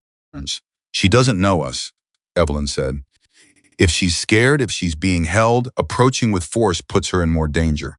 On the door like civilians. Like we have a reason to be here." She paused. "I have a reason to be here. I'm a nurse. I can say I got a call about a medical situation. Driscoll's people are inside." "Then we're 2 civilians at the wrong door," she said. Confused, we're apologetic. "We leave." She looked at him. "Frank. And you call Frank immediately and tell him what we saw." Danny looked at her. "You've done this before," he said. It wasn't a question. "Not this specifically," she said. "I've walked into rooms where the situation was dangerous, and the only way through was to look like the most ordinary, non-threatening person in the building." She opened the truck door. 5 years in emergency medicine. You'd be surprised what you can walk into when you look like you belong there. They walked to the door. Evelyn knocked. She knocked again. Specific knock of someone who expects to be answered. The door opened 3 inches. A face, female, dark eyes, sick, tight with a specific kind of fear that Evelyn recognized immediately because she'd seen it in hospital corridors, in the faces of people who were trying to determine whether the person in front of them was safe or another version of what they were already dealing with. "Hey," Evelyn said. Her voice was exactly what she needed it to be, warm, calm, carrying no weight. "My name is Evelyn Parker. I'm a retired nurse. I got a call this morning about someone at this address who might need medical assistance." Her eyes moved to Danny. Back to Evelyn. "Oh, and I didn't call anyone," the woman said. "The call came through a relay." Evelyn said, which was not precisely a lie. She had received information about this address, just not through a medical channel. Sometimes these relays get garbled. "Are you Carla?" A micro pause, so small that Danny probably missed it. Evelyn didn't miss it. "Yes," the woman said. Her voice was carefully neutral. "Carla, I'm going to ask you something and I need you to just answer naturally," Evelyn said quietly. "Are you alone right now?" The eyes went very still. "Oh," Carla said. Same neutral voice. No change in expression. "With you going to come to the door?" Probably not," Carla said. Evelyn thought fast. She had about 30 seconds before the situation in the house changed because someone was watching a door that had been opened for longer than a simple exchange would require. "I'd like to take your blood pressure," Evelyn said loudly enough to carry. She already had her hand in her bag. She'd brought the basic kit, the blood pressure cuff, the stethoscope of her profession that she'd been carrying her whole adult life. "It'll just take a moment. You don't mind, do you?" Ella stared at her. Then something moved in her face. Something that was not relief. Exactly, relief was too simple a word for what happened when a person who has been holding on for 6 months under conditions that would have broken. Most people encounter someone who has shown up specifically for them. More complex than relief. It was the complicated, overwhelming sensation of being found. She opened the door wider. Evelyn stepped inside. The interior was dim. Thing she cataloged was the man sitting in the chair against the far wall, heavyset, about 40, posture of someone tasked with watching rather than acting, his attention moving from Carla to Evelyn with the slow recalibration of a person processing an unexpected variable. Not Driscoll. One of Driscoll's people, clearly, but not a senior figure. The body language was wrong for that. This was a babysitter, not an interrogator. Evelyn smiled at him. She said, "I'm sorry to intrude. Medical call. It'll just be a few minutes." She turned to Carla as if the man barely registered. "Let's sit at the table, shall we? This will be quick." The man in the chair said she didn't call anyone. "Relay systems are funny things," Evelyn said pleasantly, already moving toward the table, her bag open, the blood pressure cuff in her hands. She sat across from Carla and wrapped the cuff around Carla's arm. And she looked at Carla's face and she said very quietly, not whispering because whispers draw attention, but at the bottom register of normal speech, "You're I'm real.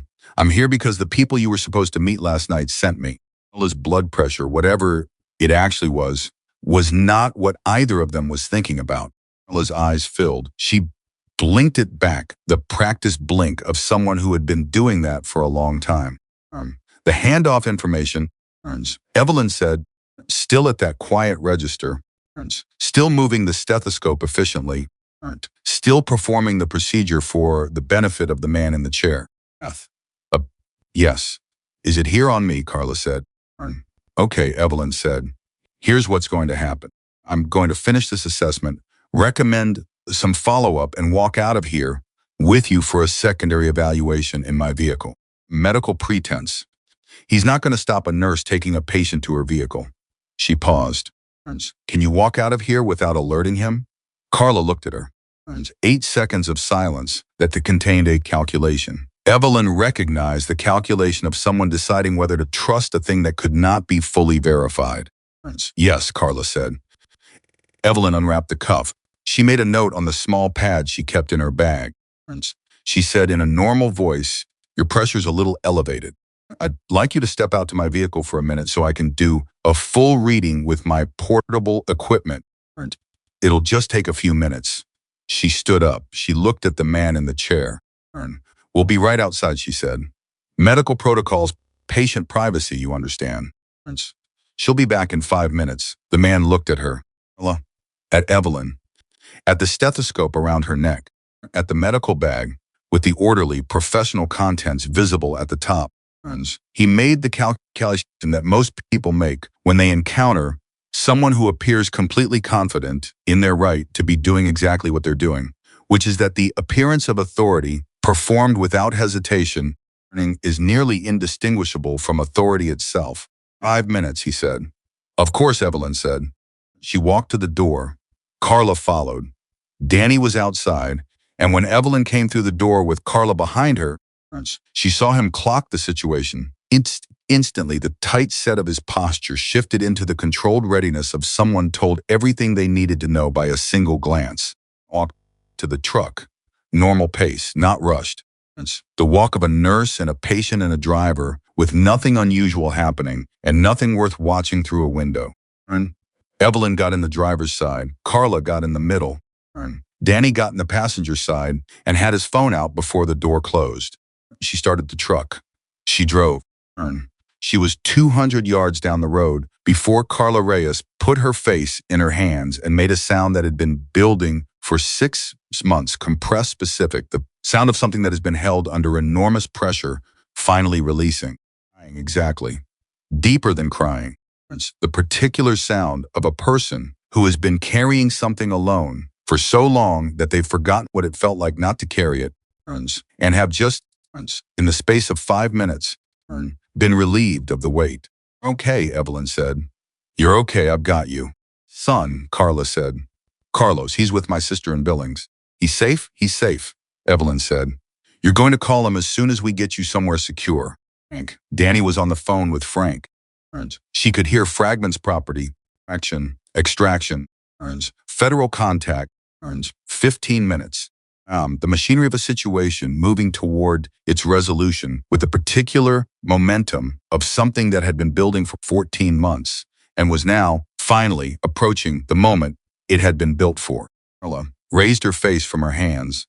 She looked at Evelyn with the red eyes of someone who had just used up 6 months of stored emotion in 4 minutes. Are you? She said. Evelyn said, I live about 11 miles south of here. Retired trauma nurse. Carla stared at her. That's not what I mean, Evelyn said. Frank told me, Carla said slowly. When Danny called from outside, he said the woman who saved Jax and Cole and Victor last night. He said she went to get you herself. She paused. Why? Evelyn drove. The road was clear, and the morning was bright and cold, and she could see the mountains in every direction, blue and white, an enormous landscape that had been her whole world for 22 years, and that felt like a different place than it had been yesterday. Because someone needed to, she said. Because you've been doing something very hard for a very long time for reasons that matter, and you shouldn't have to do the last part of it alone. Carla looked at her for a long moment. I don't understand people like you, she said. You have to understand it. Evelyn said, you just have to let it be real, she said. Federal contact is 12 minutes out. Meeting point is the county road junction at mile marker 7. I know where that is, Evelyn said. She drove. The 12 minutes were quiet in the way that follows things that have taken everything out of everyone involved. The quiet of people sitting in the aftermath of high-intensity experience, letting their nervous systems catch up with the fact that the acute phase has passed. The Carla said quietly, the information I have, it closes the case. Not just Driscoll, 3 other operations in 2 states. It's everything they've been building toward. Good, Evelyn said. So scared, Carla said. Last night, when the meeting didn't happen, I thought it was over. I thought I'd waited too long, done too much, and it was all going to come apart. She paused. And then this morning, someone told Driscoll that a woman on a ranch south of here had hidden 3 of his enemies and faced down his lieutenant with a shotgun. Evelyn said nothing. He told Reeves, Carla said that whoever she was either the bravest person in the county or the most dangerous. She looked at Evelyn sideways. I think maybe both. Evelyn thought about what Frank had said, about Driscoll deciding it wasn't worth the noise. She thought about the specific arithmetic of reputations, how it built, how it moved, what it meant when the people who were supposed to be feared started making calculations about whether the cost of frightening someone else was something they could afford. She thought about a woman named Evelyn Parker, who had moved to a quiet mountain ranch 22 years ago to be left alone and unremarkable. She thought about how long that had actually lasted. Mile marker 7, 2 black SUVs were already parked. 3 people stood outside them, 2 men and a woman, government plane, in the way of federal agents who are not trying to look like federal agents and don't quite succeed. They watched the truck approach with the focused attention of people who had been waiting for this moment for a very long time. Evelyn stopped the truck. Carla looked at the SUVs. Then she looked at Evelyn. something in her face that was both terrified and ready, the specific expression of someone who has decided to do the thing they've been building toward for 6 months and is now standing at the edge of the actual doing of it. I'll be right here, Evelyn said. You don't have to. I'll be right here, Evelyn said again. Steady. Absolute. Carla looked at her for one more moment. Then she opened the truck door and walked toward the SUVs and the people who had been waiting for her, and she walked like someone who had been carrying something very heavy for a very long time and had decided the carrying was done. The federal agent, the woman who had the direct eyes of someone who'd spent years evaluating people under pressure, looked over Carla's shoulder at Evelyn still sitting in the truck. She walked over. She stood at Evelyn's window. Mrs. Parker, she said, I'm Agent Sarah Torres, ATF. I've been working this case for 14 months. She paused. I've been informed of what happened last night. And this morning, okay, Evelyn said. I need to speak with you, Torres said, formally. At some point in the next few days, we're going to need a full statement. That's fine, Evelyn said. Torres looked at her with the evaluating eyes. Ma'am, she said, do you understand the full scope of what you did in the last 12 hours? I understand some of it, Evelyn said. I imagine I'll understand more when you explain the parts I'm missing. Torres almost smiled. You walked into a property where one of Driscoll's men was holding a federal informant, performed a medical pretext extraction, and drove her to federal custody. He was. Do you have any idea how many things could have gone wrong? Several, Evelyn said. I identified the most likely ones and made a plan for each of them. A pause. Who are you? Torres said. And it was the same question Carla had asked. The same question Cole had asked. The same question Victor had been asking with his eyes since the ravine. Evelyn Parker looked at the ATF agent standing at her truck window in the cold Montana morning. I'm a retired nurse from Deerfield, she said. I bake pies for my neighbors. Stared at her. Then she said, Mrs. Parker, when this case closes, and it's going to close, because of what Carla Reyes just handed us, your name is going to come up. There's going to be a conversation about what you did and whether any of it constitutes legal exposure. And me, Evelyn said, yes. Is Carla safe now? Blinked. Yes, she's safe. We're taking her into protective, and the case is going to close. Yes. With what she's carrying. Yes. Then we can have the conversation about legal exposure another day, Evelyn said. Right now, I need to get back to my property because I have 2 injured men who need medical attention, a neighbor who's probably frightened, a fence line that took storm damage, and chickens that haven't been fed since yesterday morning. I stared at her for a full 3 seconds. Then she stepped back from the window. We'll be in touch, she said. I'll be home, Evelyn said. She started the truck. She drove back toward the ranch, and the mountains were all around her, and the morning was still and cold and bright, and she felt in the core of her the quiet place she'd been trying to fill with Montana silence for 22 years, something that she hadn't felt in a very long time. Nothing as sharp as that. Something older and warmer and more durable. The specific satisfaction of a person who has done exactly what they were built to do. She was 3 miles from the ranch when her phone rang. She answered it without looking. Danny was beside her and the road was straight. Frank's voice. Something in it she hadn't heard before. I just got a call from the hospital. She held the phone tighter. Thanks. Jax is out of surgery, Frank said. She breathed. He's in recovery, Frank said. He's asking for you. She didn't say anything. She couldn't quite, for one moment. She said finally, that I'll be there this afternoon. Stopped. He said to tell you that a deal's a deal. He said you'd know what that meant. She did know. She put the phone down.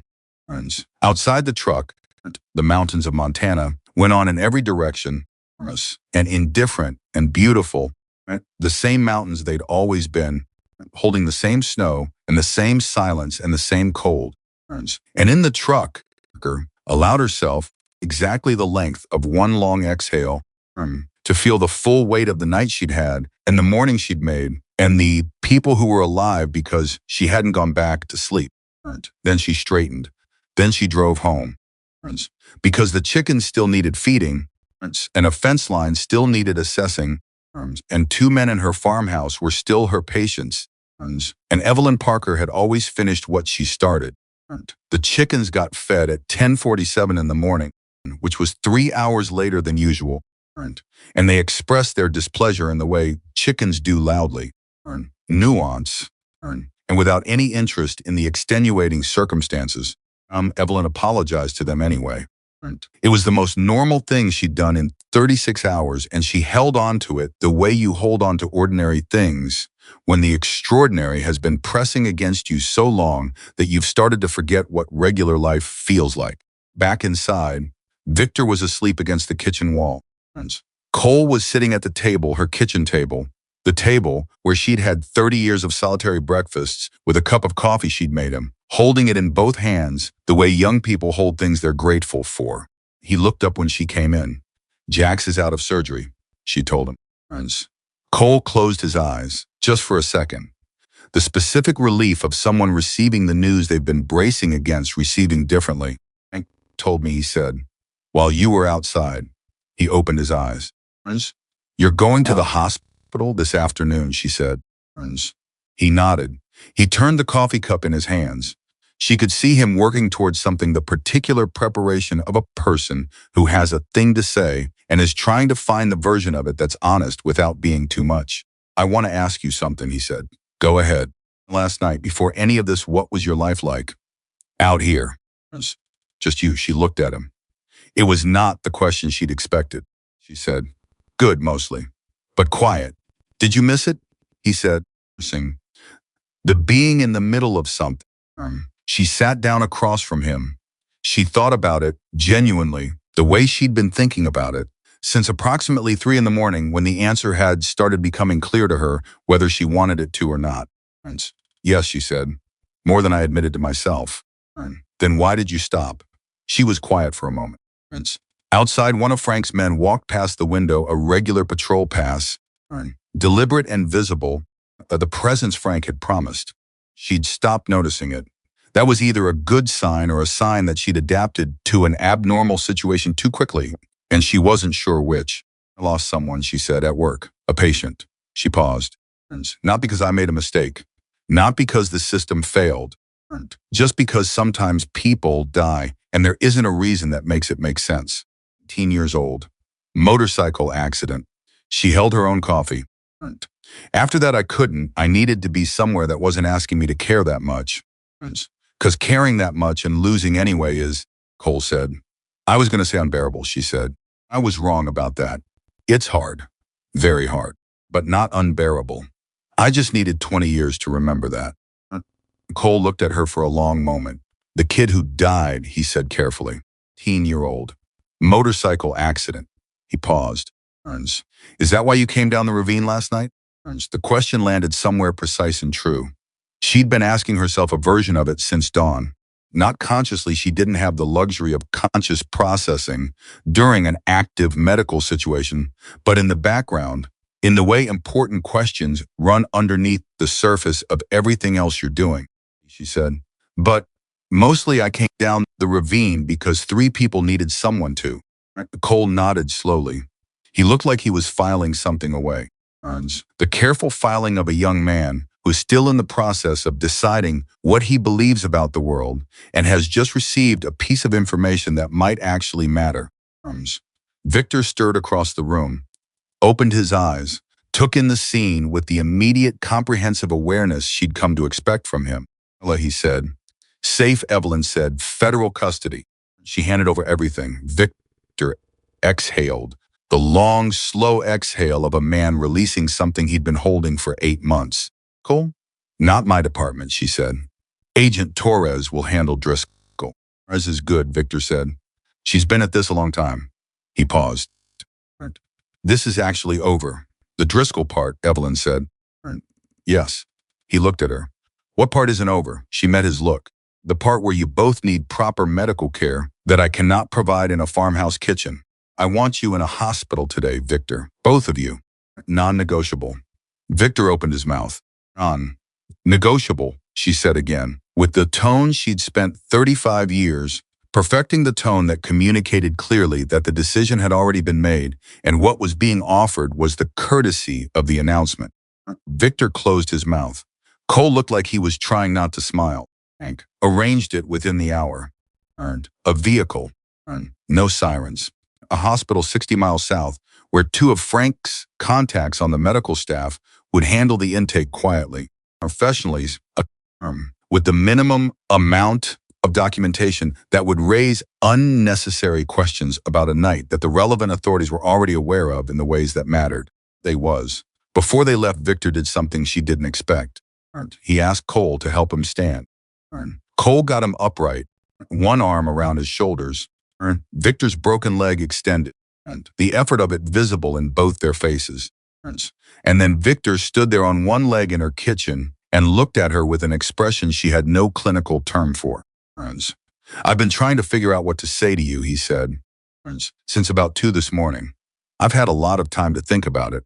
Victor, you don't need to. I know I don't, he said. That's why I want to. She waited. You didn't save 3 Hell's Angels last night, he said. I want you to know that. Whatever you've been thinking you didn't save 3 Hell's Angels. 3 people who had spent so long being defined by what they wore and what they'd done that they'd almost forgotten there was anything underneath it. His voice was steady, but she could hear what it was costing him to keep it that way. I looked at us and you saw people, not patches, reputations, people. He paused. I haven't felt that in a very long time. I didn't know I missed it until last night. The kitchen was very quiet. Cole had his jaw set in the rigidly not crying configuration she'd learned to recognize. Evelyn looked at Victor. She looked at this man, this complicated, guarded, surprisingly honest man. With his broken leg, his 20 years of a life people had already decided what to think about, and she felt the truth of what he was saying settle into her the way true things do. Victor, she said. The same is true in reverse. He looked at her. You looked at a 70-year-old woman alone in the mountains, and you didn't see someone useless, she said. You didn't dismiss me or minimize me or decide I was too old or too fragile or too civilian to matter. With me, you trusted me. She paused. Do you have any idea how rare that is? He stared at her. Then his face did the thing she'd been watching it do. In fragments, all night it opened. Completely, the walls down. The man underneath him, just a man, standing on one leg in a farmhouse kitchen in Montana, seen. He didn't say anything. He didn't need to. Frank's vehicle was outside. Cole helped Victor toward the door, and Evelyn held it open. And when Victor passed her in the doorway, he stopped just briefly, the pause of a large man on crutches, being careful, and he said quietly, whoever that public defender was, Marsh, I hope he knows what he started. She watched the vehicle drive down the road until it was gone. She went inside and sat at her kitchen table in the quiet of a house that had been full of people and noise and crisis for 14 hours and was now just a house again. She sat there for a while. She wasn't sure how long. She was still sitting there when her phone rang. It was a number she didn't recognize. Young voice. Female. Slightly breathless. Speaking, Evelyn said, it's Emma. Emma Miller, Jax's daughter. I'm at the hospital. He's awake. He's asking for you, and I just wanted to... She stopped. Evelyn could hear her getting herself together the way she'd heard her get herself together that morning. I wanted to say thank you. Properly. Not on the phone properly. But I didn't want to wait until you came this afternoon. Evelyn said. How is he? He looks terrible. She was. Emma said, and laughed. And the laugh had tears in it. He looks absolutely terrible, and he won't stop talking. And the nurses keep telling him to rest, and he won't listen to any of them. That sounds about right, Evelyn said. He told me, Emma said. He told me everything, what you did. All of it. A pause. He said that the whole night you talked to him, and to keep him awake. He said you told him about your husband, and about the ranch, and about... She stopped. He said you never made him feel like you were doing him a favor. He said it felt like 2 people just talking, like he was a person, not a problem. Evelyn pressed her hand flat on the kitchen table. She said, that was never in question. Emma was quiet for a moment. I want to study emergency medicine, Emma said. I've wanted to for 2 years. And everyone in my dad's world they don't say anything negative, but I can tell they don't understand why. Think it, she paused. I don't know. Soft, maybe, compared to everything else. It's not soft, Evelyn said. I know, Emma said. It's the hardest thing there is, Evelyn said. Between a person and the worst moment of their life and deciding that your fear doesn't get to be the loudest thing in the room. That's not soft. That's the opposite of soft. A silence. Emma started. When this is all settled, can I come see you? Talk to you? About what it was like, the nursing, the career. I have so many questions, and I don't know anyone who... Yes, Evelyn said. Come whenever you want. I'll make... Emma laughed again, the unguarded laugh of a 17-year-old who has just been told something she needed to hear. My dad said you'd say something like that, she said. Man, Evelyn said. She went to the hospital at 2 o'clock. She drove herself. She brought nothing except her purse and the particular quality of presence she'd been bringing into hospital rooms for 35 years, the quality that said, I'm not afraid of this space and you don't have to be either. Frank was in the waiting room with 2 other men she recognized from the morning. Stood when she came in. He's been asking every nurse who comes in if you've arrived yet, Frank said. I'm here now, she said. He nodded. He started to say something. Stop. Tried again. A federal case, he said. Torres called me an hour ago. With what Carla handed over, they're moving on Driscoll tonight. Full operation. It's done. She absorbed this. And Carla? Heck did, he said. Her son is with her. She's already in relocation processing. He paused. She asked me to tell you something. What, she said. He looked at his hands for a moment, the unusual sight of Frank Calhoun searching for words. She said she spent 6 months wondering if anyone was going to come for her, if the system was going to work the way it was supposed to, if the people who were supposed to protect her were actually going to be there when it mattered. He looked up. She said, when you knocked on that door this morning, she knew before you said a single word that you were real. Not Driscoll. Real. He paused. She said she knew because you knocked like someone who expected to be let in. Like you believed you had a right to be there. He paused again. She wants to know how you do that. Evelyn thought about it honestly. You knock like that, she said, when you know why you're there. And he was. When the reason is solid enough that it doesn't matter who's on the other side of the door. Frank looked at her for a long moment. Then he stepped aside and gestured toward the hallway. Jax's room was at the end of it. She knocked once, the same knock, the one she'd been knocking with her whole professional life, and pushed the door open. He looked terrible, exactly as Emma had said. Pale, drawn, the specific hollowed quality of a person who has had the inside of their body handled by surgeons and is now in the slow work of putting itself back together. He had tubes and monitors and the whole apparatus of post-operative care arranged around him, and he was sitting up at an angle that was probably 3 degrees steeper than his care team had approved. Jax Miller was the kind of man who compromised on the angle rather than lying flat. Emma was in the chair beside him. She stood when Evelyn came in. She was exactly the photograph, the sharp smile in her father's dark eyes, and she was looking at Evelyn with an expression that contained a week's worth of emotion in a single look. Evelyn looked at her. She looked at Jax. Jax looked at her and said, "You're late.